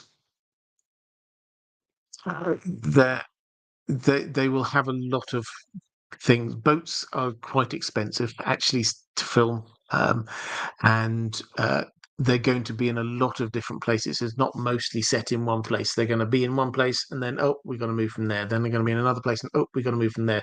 So each season they would have to completely create a whole new set. And as we see, this is the height of the Valyrian Freehold. This would be our first possible chance of seeing the Valyrian Freehold with hundreds of dragons potentially, and giant and water magic and giant turtles. So yeah, I can understand the cost implications.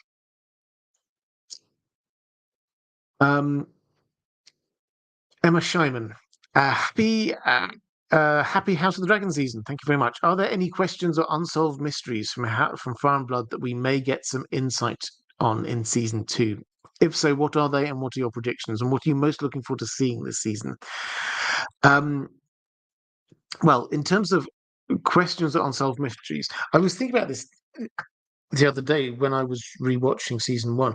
One thing that they did, I think, deceptively well, it was infuriating at times, but I think they did it deceptively well, was Fire and Blood kind of hedges its bets on a lot of different things and doesn't tell you exactly what happened and lets you try and figure out for yourself what happened in history.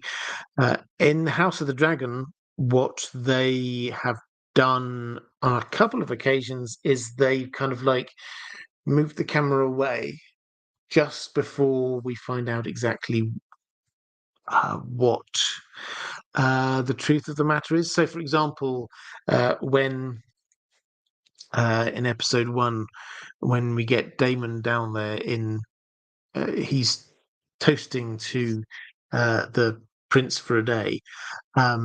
We actually, the camera moves away before we actually hear his toast, so we don't actually get to hear how he said it. We just get to hear the rumors of it afterwards, which was quite frustrating, but also at the same time kept Damon quite enigmatic, because it meant we didn't know whether or not the rumors were true, or whether his defense was true. So it wouldn't surprise me if we get a bit more of that in season 2. It has to be said, where the camera just sort of pans away and we don't find out. What I also liked in season 1 was when they created things that answered questions that weren't even there in the book, like what happened in the Battle over Shipbreaker Bay, the dragons. We were just left from Fire and Blood. We just kind of assumed we knew what had happened. Aemond went in there and took out Arax and Jace. So, or Luke, sorry. So we didn't know that. from the book, thinking about it, because who was the only witness of what happened, and that was Aemond. So we've only got his word for what happened. Now, are they going to replicate that on the TV show? I don't know. But anyway, in terms of unexplained mysteries I'm looking forward to, I don't know whether we're going to see this in season 2. I certainly hope we see it in season 3. Nettles. What was going on with Nettles and Damon? Which is an enduring mystery. There are people who swear blind she must be his daughter. There are people who say, well, they must have been having an affair, or maybe she's just a friend. We do not know, and I think that's something that they won't be able to completely just sidestep. I think they will have to give us at least a very strong hint and show us. They will have to show us if they're lovers or if she's a relative of his or something like that. So I'm really looking forward to that. And the other things are the dragon seeds. Now, I think we will see the dragon seeds this time. It's not so much set up as a mystery in Fire and Blood, but it's definitely something that we will learn something from, is how this works. Because the dragon bonding, we've seen Aemon, for example, just sort of go up to Vagar and claim it. Is that the way it's going to work? Because that the implication is it doesn't work just like that in Fire and Blood. Lots of people get burned. Who gets through and why those people? Another thing that is a mystery that I hope that they resolve, but they might not resolve it yet, is the Alan and Adam Velaryon. Well, they were Alan and Adam of Hull to start with. Are they Corlys's children? I think the clear implication is yes, but it would be good to have that clarified. Connected with this, actually, Raven's Oath saying, "Good evening. My question is, which book character or storyline are you most concerned about being cut from the show?" And that is Nettles. It's connected to this, and I'm concerned because I think Nettles is a great character and it adds a huge extra element as well to Damon's storyline. But we haven't seen her in the trailers. We get views of the that we've had one particular shot of what looks like a meal of the new dragon riders of the dragon seeds, and there isn't Nettles there. So maybe they're holding her on. I mean, she did claim her dragon later than the others did. It took her a lot longer because she was doing the whole feed your dragon a sheep every day kind of thing. So maybe we're just, we're not going to see it until next season. But the fact that we didn't see her at all does make me a little bit nervous. We'll see.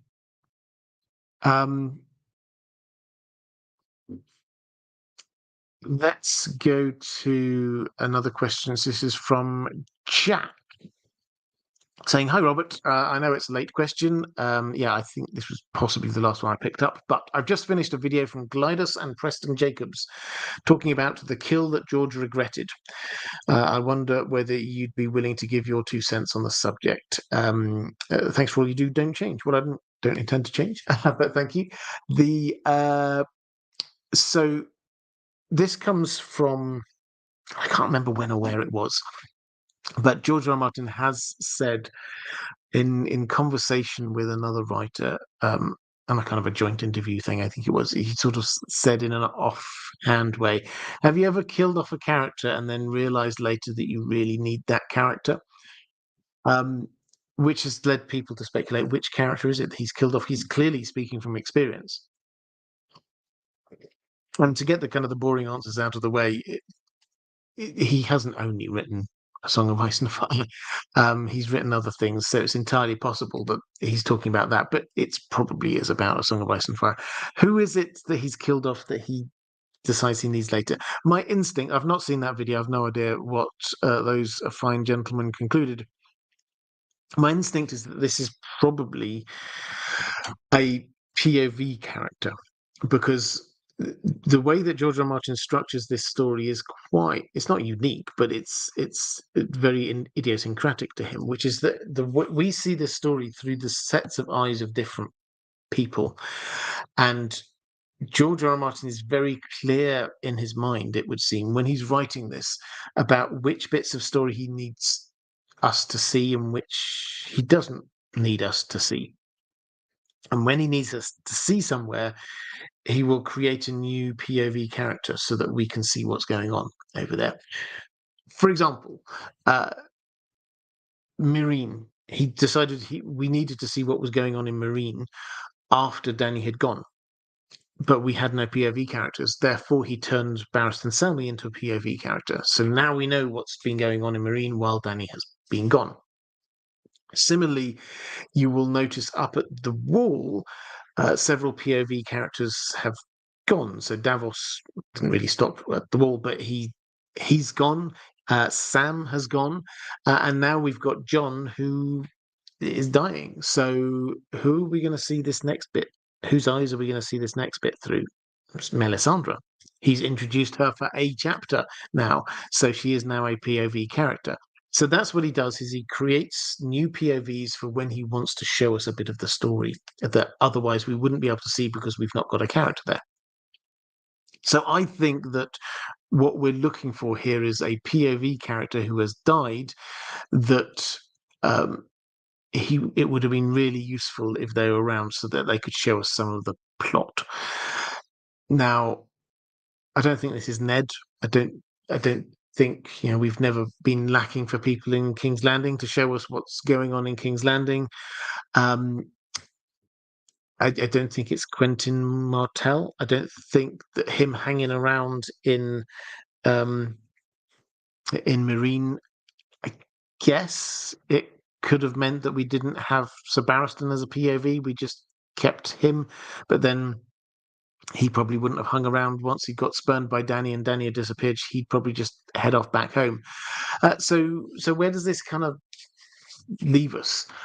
I mean, the most obvious example, I think, is Aris Oakhart, who we only got one POV chapter for. It was really quite odd. He used Aris Oakhart down in Dawn to set up the Ariane storyline, and then killed him. So what happens after that? Well, we still get to see what's going on, but in Dawn, but through other POVs. We get Hotar, Ario Hotar. We get Ariane herself suddenly appears, and I just have this kind of feeling that maybe George R. R. Martin was going to do more with Aris Oakhart, but then he just thought, actually, you know what? He should die in this. And then he's going, well, I now don't have anyone to show what's happening in Dawn, and I want to show people what's happening in Dawn. So he then had to create another POV character, but he didn't want to get rid of that original chapter. So I think that, for me, that is the most obvious example. I wouldn't call it an egregious example, but it's the most obvious example of when he's created a POV character and then got rid of them, and then had to create other POV characters to show the storyline in that area. So yeah, that would be my guess. It's not as exciting as like saying, oh, I really wish I hadn't killed Robb Stark or something like that. But technically, as a writer, I think that is probably what he means. Andrew K saying Nymeria to me would actually work well as a film trilogy, not source material into so much crazy detail, and could cover various phases over the films. Yeah, I mean, I think I saw it might have been a Greek Weirwood somewhere in the chat suggesting, number one, you could have the Valyrian Freehold Wars and end. Number two, you could have Sithorius and the Traveller. Number three, you could have Dawn. I mean, I think that's true. I think a film trilogy, you'd have to cut a lot out in terms of places that they went and detail and things like that. You could perhaps do the first bit as a film, but I think that all the travel doesn't work as one film, nor does the how to how to go from being a small immigrant group to the most powerful family in Dawn really work as a film for me. I think that that would work over a longer period of time. Just my take. Um, okay, and Callie Summers saying, if we see a mysterious girl with a flock of lambs in the first episode, will you feel sheepish? I will feel relieved. Let's put it that way. I hope we get Nettles. Martin S saying, has George R. R. Martin ever in A Song of Ice and Fire had a POV character get killed when the reader sees it from their POV, like the chapter ending with it going black? Um, yes. So, I mean, the classic example is the Red Wedding, where we have this from Kat's perspective.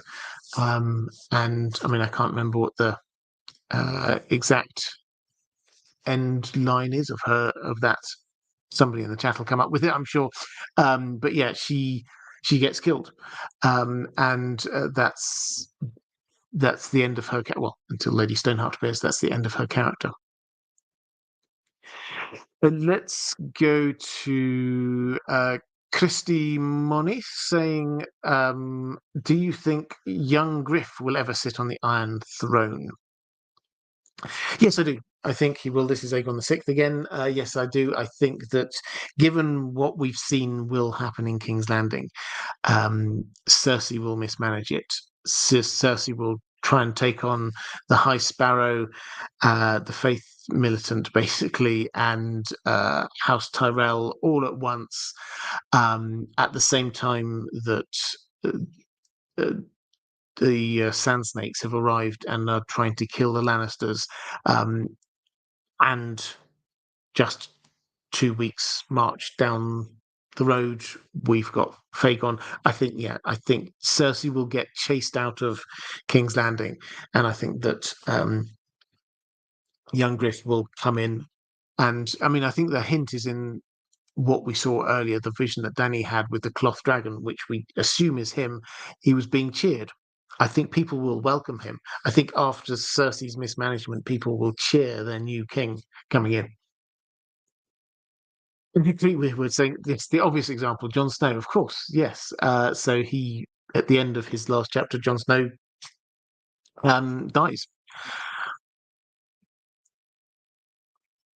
Um, yeah, oh, it's always people say. I was just reading there in Auntie Slayer saying, "Thanks for the long and awesome live stream. I had to miss the middle 2 hours or so for my son's appointment. Can't wait to watch it back." So that make me look at my clock. How long have I been going? Okay, so yeah, 3.5 hours. You can miss the middle 2 hours.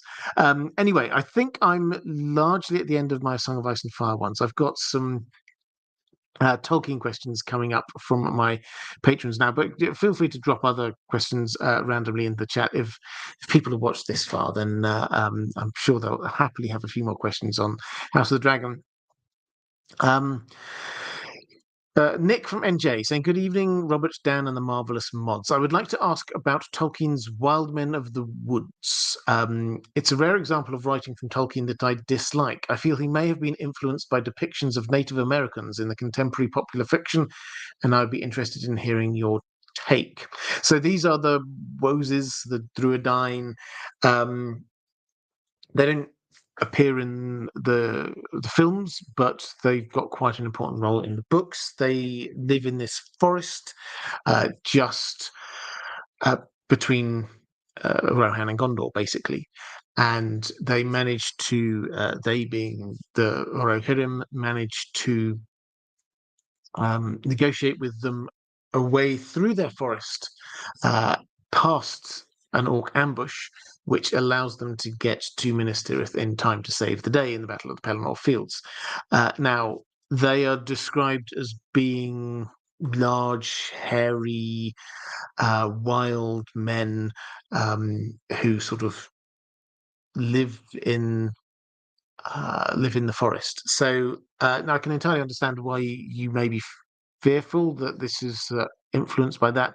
But I think I can give you quite a reassuring answer on this one. So, the wild men of the woods, or the Woses, um, this is something Tolkien very explicitly has said, um, is that it was to show, he wanted to show the existence of what remnants of former peoples driven out by invaders and having to live in the woods and places like that. So that was what he was trying to capture.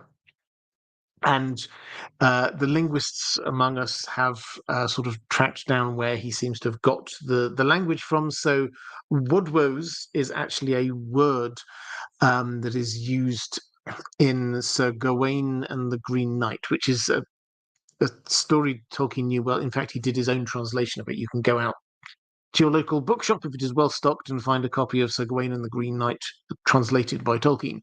And there is within that, there is the word woodwoes, which means wood troll, basically.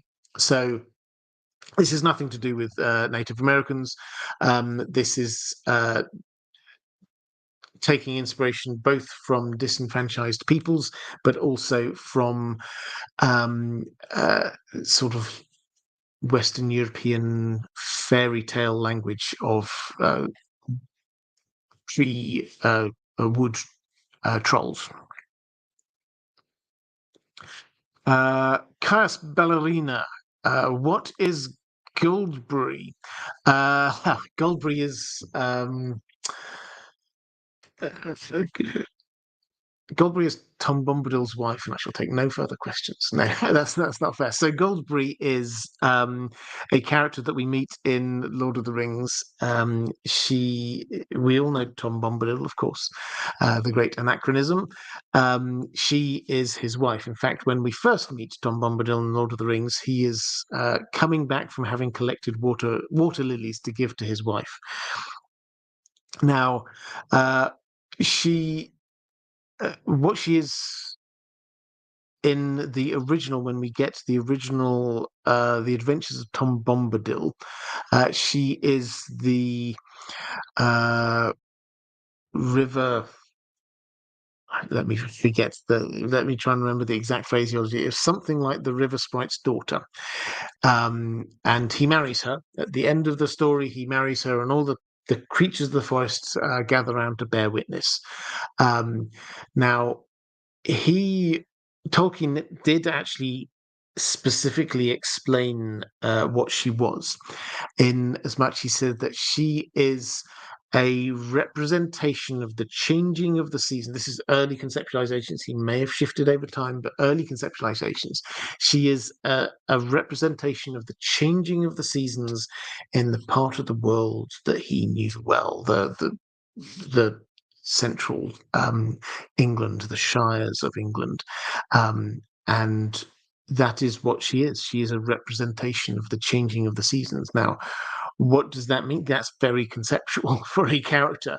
But it means she's tied to the land, and she is showing the changes in that land through time and the nature and rhythms of it, which is something that Tolkien was very aware of. And I mean, just as a sort of a personal anecdote in that is something having, I mean, I've had Dan, my dog, now for a good few years, but walking a dog on a daily basis through the seasons in the parts of the country often that Tolkien will have known, then you do see and start to feel the changing of the seasons, which are very much more obvious in this part of the world. They are on some other parts of the world.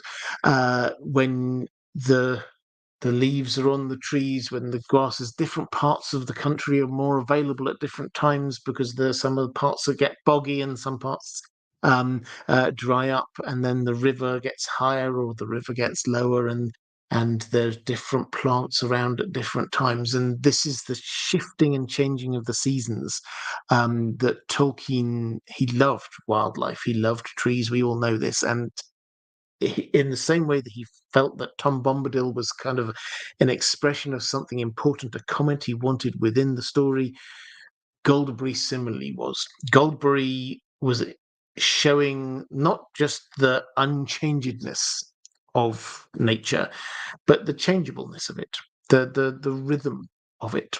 So that's what Goldberry is in Tolkien's words, and I hope I've kind of done them a little bit of justice.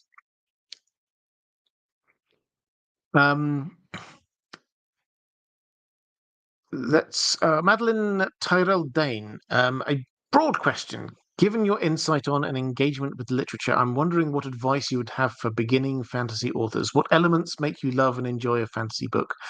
Well, thank you. I mean, as a, I don't think I can give too much advice in terms of the writing itself, other than something I will happily pass on advice, which I think is probably more worthwhile than what my personal advice would be. I will happily pass on advice that I heard yesterday, because the advice I got yesterday, I was lucky enough to be in Oxford yesterday for the annual Tolkien lecture that they have there, that this year was given by none other than Neil Gaiman. Humble brag, it wasn't just me and Neil in the room together. There was quite a lot of people there, but it was fantastic to hear him talking not just about Tolkien, but about fantasy literature as a whole. And so he was asked a very similar question to this. And so I think perhaps the best I can do is pass on that wisdom to you. And I think the first thing he said is the reading. Read widely and voraciously, indiscriminately, I think was the word he used. Is that don't worry, you get inspiration from all sorts of places, and you'll find in time that yes, there are some classics that you will get more from, and there are some less good books that you will get less from, but there will be some nuggets and some less good books. So first thing was reading widely, indiscriminately. And the second thing was some advice that he attributed to Ray Bradbury, the classic golden era of sci-fi writer, very good writer. And he said, Ray Bradbury said that every writer has in them a million words of bad writing. And your job as a new writer is to get rid of those million words as soon as possible. Plow your way through, write and write and write and write. And by the time you've written your million words, now you can start writing the good words. And so that's what I pass on to you, which Ray Bradbury passed on to Neil Gaiman, and I will pass on to you. Martin S., what did the lands of Lindon look like, and how many elves lived there? It is the lands around the Grey Havens, correct? Yes, that's right. So if you're thinking about the map of Middle-earth, sort of the western end of the map of Middle-earth, if you get to the Shire and sort of head west towards the sea, you come to Lindon. And the Grey Havens are sort of a part of that. Basically, Lindon was the larger area around there. What was it like? I mean, it was nice. Is the short answer. We're not given many physical descriptions of it. It has to be said. No action. I mean, it's not fair to say no action was there, but when Gil-galad was there, then this was the furthest part away from all of the wars of Middle-earth. So we don't get the big stories. We just get Gil-galad ruling wisely from there. How many Tolkien never? Well, to finish off the physical description, if you imagine what the Shire is, it's that same kind of feel. So it's very lush, but with more trees.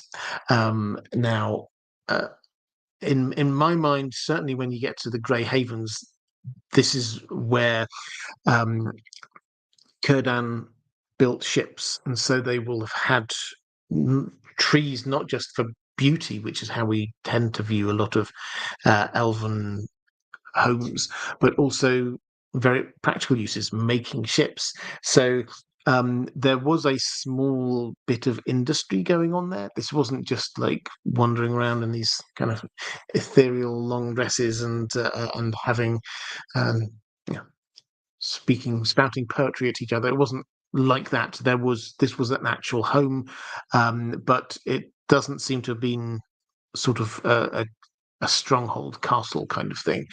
In terms of how many, we're not told, but the clear implication was that the number was quite high early on when we are in like the Second Age and things like that. And certainly enough for an army to be formed. By the time we get to the end of the Third Age, it's mostly empty. Where the Grey Havens is talked about, Linden is not. There will be a few other there will be a few elven communities out and about, but this is not this is no longer a central hub for the elves. So your guess is Tolkien didn't say it. Give us a number. So your guess is as good as mine. But in my mind, it's a few hundred at the end of the Third Age, and thousands, tens of thousands, probably in the Second Age.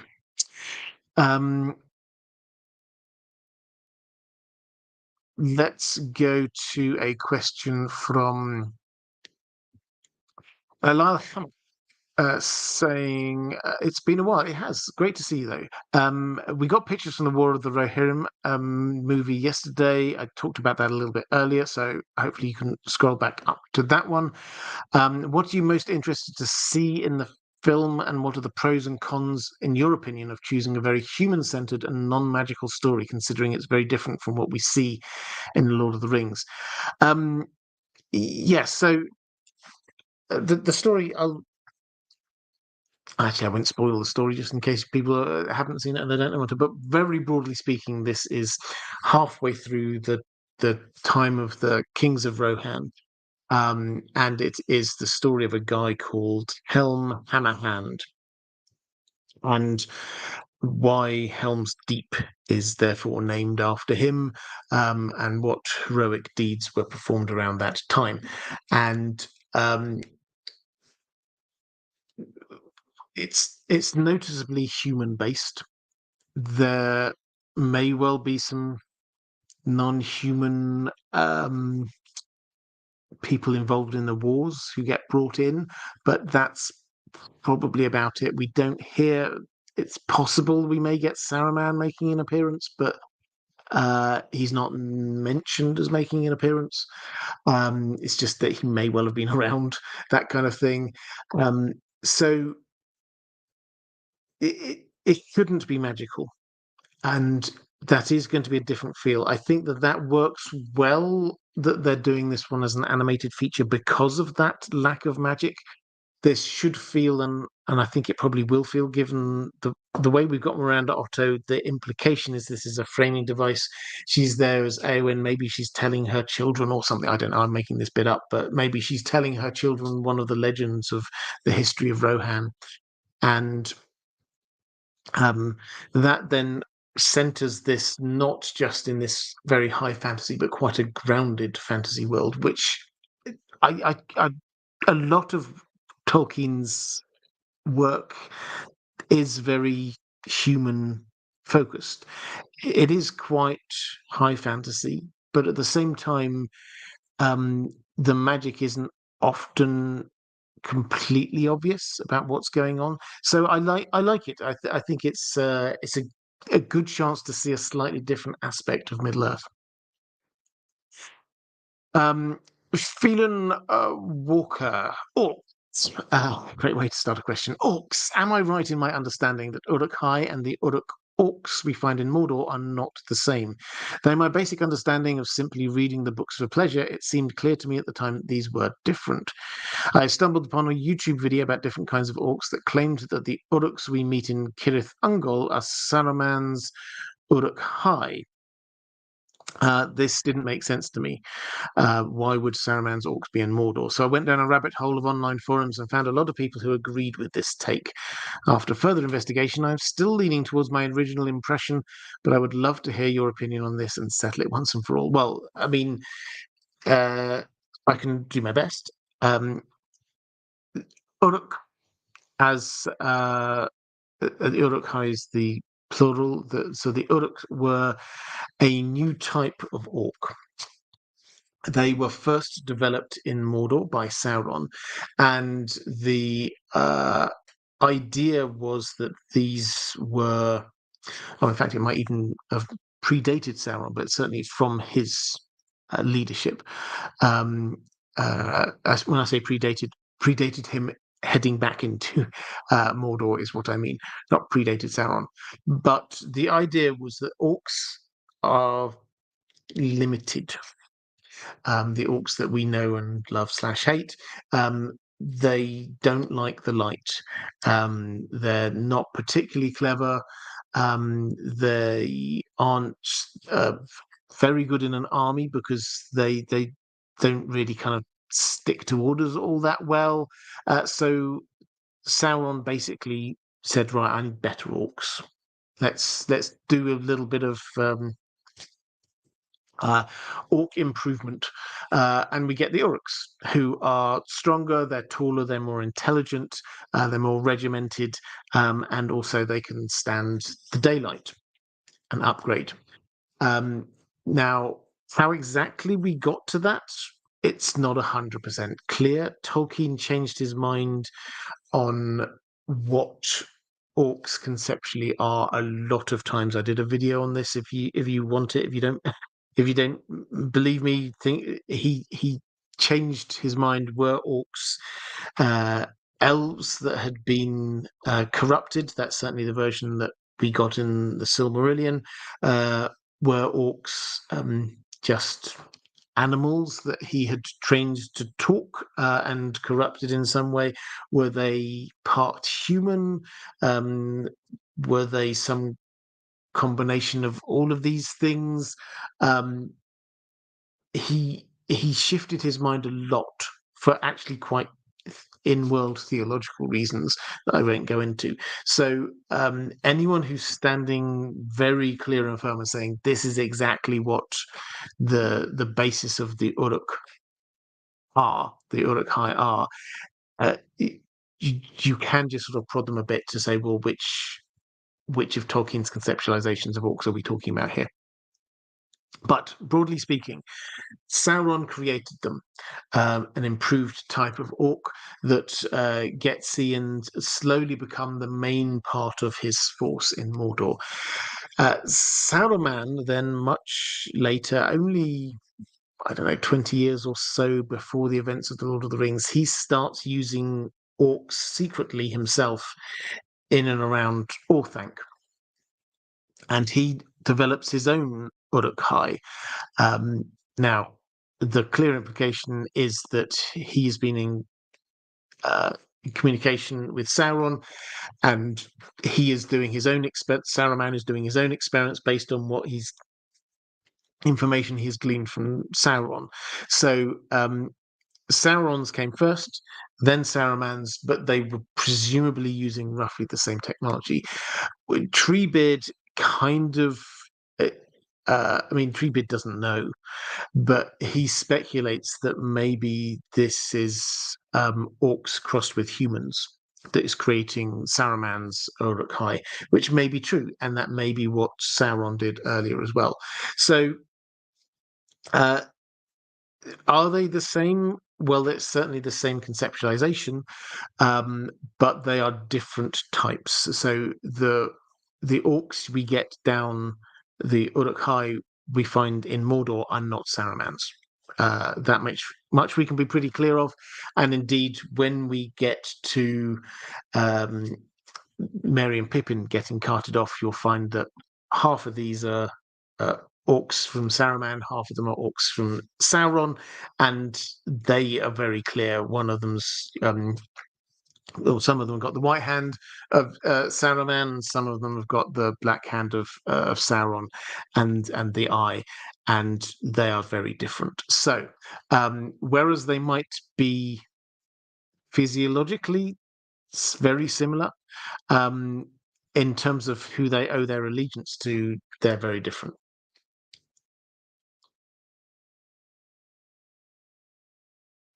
Okay, let's go to Rassler saying there has been strong hints in the Rings of Power that the stranger is actually Gandalf, but in terms of lore, it seems that him being a blue wizard fits better with the established lore, as we're told that they came in the Second Age and went east. There's also a lot more room to explore, as even Tolkien has changed around their story and fate. Would you prefer the stranger to be revealed as Alatar over Gandalf? Short answer, yes. Slightly longer answer is um, the stranger, Meteor Man, as we sometimes called him.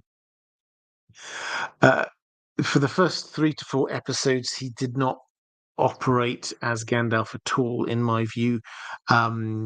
He was killing glow, whatever they're called, firebugs. You know, the kind of things. Killing wildlife. He was breaking people's, seemingly by magic, breaking people's ankles. He was being very angry with people. He did not come across as Gandalf at all. And in fact, I speculated at the time that he probably seemed more like a Balrog.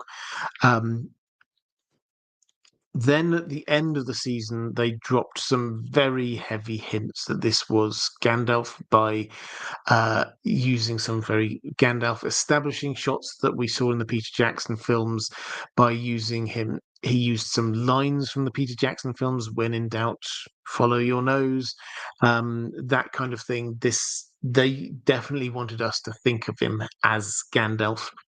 But yes, it works better. I mean, there's nothing to say that Gandalf wasn't there in the Second Age. We just weren't told of it. But it works better if it's one of the two blue wizards. And I'd have to watch it again. I do vaguely remember one of the mystics saying, "Here is the other," or something along those lines, which seems to imply there was another one, which makes it sound like the blue wizards. I still don't know why he had to be catapulted over there in a meteor when there are boats available, but that's a completely different issue. I would definitely prefer him to be a blue wizard than a Gandalf, I would say. Um, let's go to Maura Lee. Oh, last couple of questions from my patrons here. Feel free, this is a good chance to drop any more questions you've got into the chat. I'll pick up a few more of them before we end up. Maura Lee saying, I know in August we're going to get the Rings of Power season 2. What are you looking forward to? What are you looking forward to hopefully seeing in season 2 and talking about? What are your hopes that season 2 will cover? Well, what I hope is that they bring it in closer to Tolkien's story, particularly with things like the Forging of the Rings of Power. There is a way that I think now they might be able to retrofit this to work better in terms of the order of the Forging of the Rings of Power. In the trailer that we had Galadriel saying something like, "I think he's been here all along." So perhaps we do get a situation where Sauron had, before season 1 started, Sauron had, as Anatar, visited Celebrimbor, and they'd forged a whole load of rings of power, and then he comes back around as Halbrand, and then Celebrimbor forges those final 3 rings of power, during which time Halbrand heads down to Mordor to forge the One Ring. So they can do a kind of a workaround if they want to, um, and kind of avoiding some of the more lore divisive stuff. Let's call it that. So that would be my personal hope for it. I would love to see the Numenor politics be expanded. That, I think, is one of my big hopes. The Numenor plot line didn't really work for me very well in season 2, in as much as Numenor should be this astonishing place, the height of human civilization. And we didn't get a full season to explore it, and the connectedness and layers of their uh, politics and the breaking down into these two different camps. We didn't really get to start that at all. So I would love to see a lot more unpicking of that in season 2. And probably also they've changed the actor, but the character that I liked the most, or one of the two kind of characters that I liked the most, was Adar. I'd love to see a bit more of Adar. I thought that a champion for the orcs was a great sort of way into this world. And similarly, the other character I loved the most was the elder Durin, who I thought fantastic. I've forgotten the actor's name. Peter, someone really good actor. I thought that was as good a portrayal as of a dwarf as I think I've probably seen on a Tolkien dwarf, as I think I've probably seen Peter Mullen. As I think I've probably seen on screen. So I would love to see a lot more of him and the dwarven culture in Khazad-dûm. Maura Lee, hi there, Maura. Great to see you. Saying for the dragons, absolutely. Martin S. saying, amongst Sauron's forces, how large a part belongs to Mordor directly, and how large a part belonged to satellite states, as it were, of Mordor? Well, Sauron's forces, I'm not sure if we get a full breakdown of this. If we do, I will come back to you on the next Q&A, and I will let you know exactly the numbers. The orcs were him, but he was pulling in, so the Haradrim and a few more forces from the south he brought in. Most of those more from the east, it was taking plundering resources and the like from those areas. It was more from the south that so we have Umbar and we have the Haradrim as the two major contributing factors. Off the top of my head, I would say the majority are orcs and creatures from Mordor, and then he added in a few extra allies along the way. The key thing to remember is that we see Sauron's forces, but what we see is not all of his forces, because what happened at the Pelennor Fields was just a fraction of his forces. Most stayed in and around Mordor, and there was enough to have a few other forces attacking other places. Lothlorien, for example, the Battle of the Mountain at Erebor, that was from Easterlings who came in and attacked. The attack on Lothlorien with orcs from southern Mirkwood. Another force took Caer Andros, the island in the middle of the River Anduin, and then headed across to try and cut off the Rohirrim before they could reach Gondor. So there's a lot of forces there, but the majority were his own. Interesting question, though. If I get more accurate numbers, I will let you know next Thursday.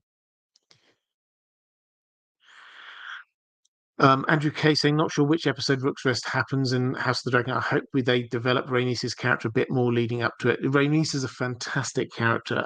So yeah, I hope she gets more screen time. I have a feeling that it will probably be more in the episode itself. So, I mean, basically between now and then, most of her time is probably just going to be patrolling the sea, the gullet, because that's what she was doing at the time.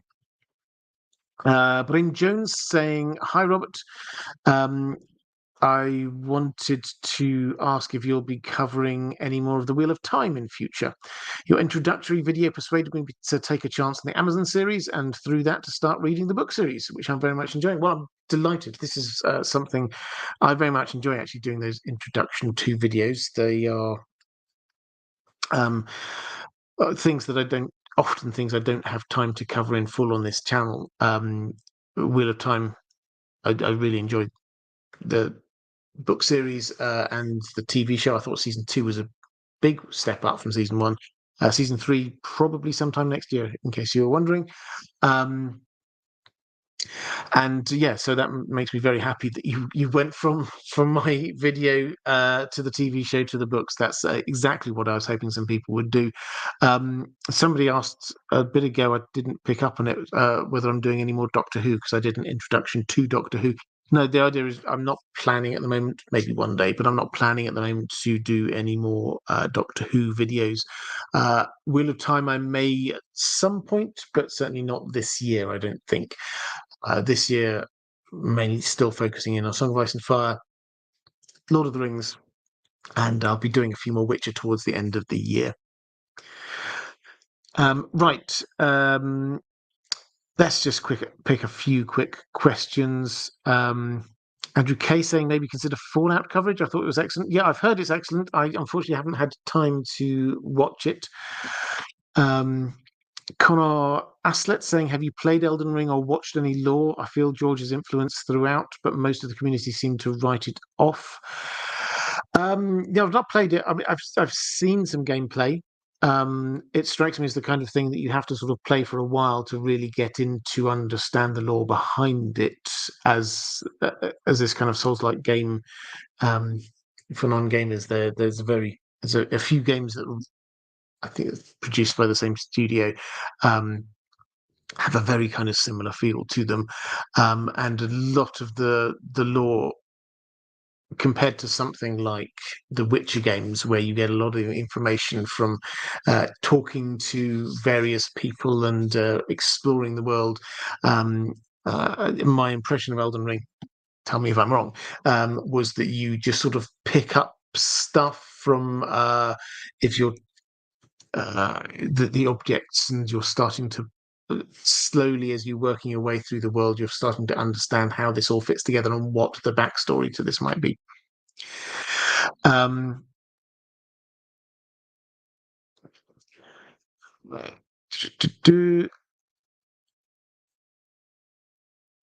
Having a quick flick through the chat just for any other.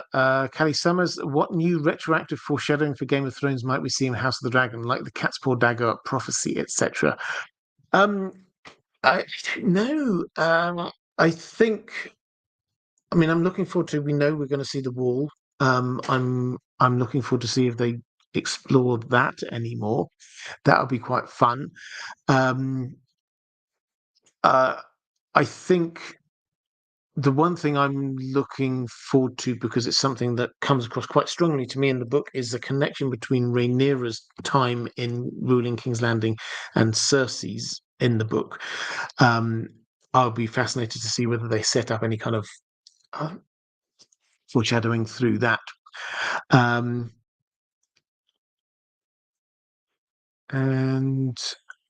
okay, and I think with that, I will start drawing this one to a close. What we are doing, to remind you though, before we go, what we are doing here in terms of live streams on this channel for the duration of House of the Dragon.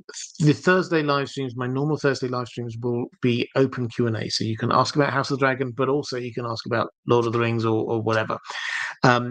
Sundays, we're going to do pre-show live streams. These are going to be charity live streams. They're going to be pre-show at the same time as I do these, so that's 5 p.m. Eastern Time, 11 p.m. Central European Time. Just for a couple of hours or so, so we finish before the episode airs, but going through, have a quick look back at the previous episode, quick look forward to the episode that's about to happen. So that's what's coming up. I've got a whole host of video on my main channel. You will notice I will be increasing my output, hopefully. Firstly, with a couple of reissues of older videos, which I did before. An overview of the Dance of the Dragons, and then we will get actually an introduction to House of the Dragon, and then we're going to get into the new content coming through breakdown video on Monday, lore video on Tuesday, Lord of the Rings video on the Friday, and hopefully another one as we come through, another video each week as well. Okay, that I think is more than enough for this time. We've been going for over 4 hours now. Appearing, if you like these kind of live streams, if you want to watch more of them and you're watching back a bit later, appearing somewhere around here will be a link to more live streams. If you're watching on YouTube, if you're watching on X, hi, great to see you. Appearing somewhere around here, if you're watching back a bit later, is going to be a link to my Patreon page, which is the best way to support this channel if you wish to do so. Thank you so much, everyone. This has been absolute blast. Some fantastic questions. Thank you, patrons. As always, thank you, moderators. You're fantastic. And thank you, everyone in the chat. Take care, everyone. I will see you on Sunday.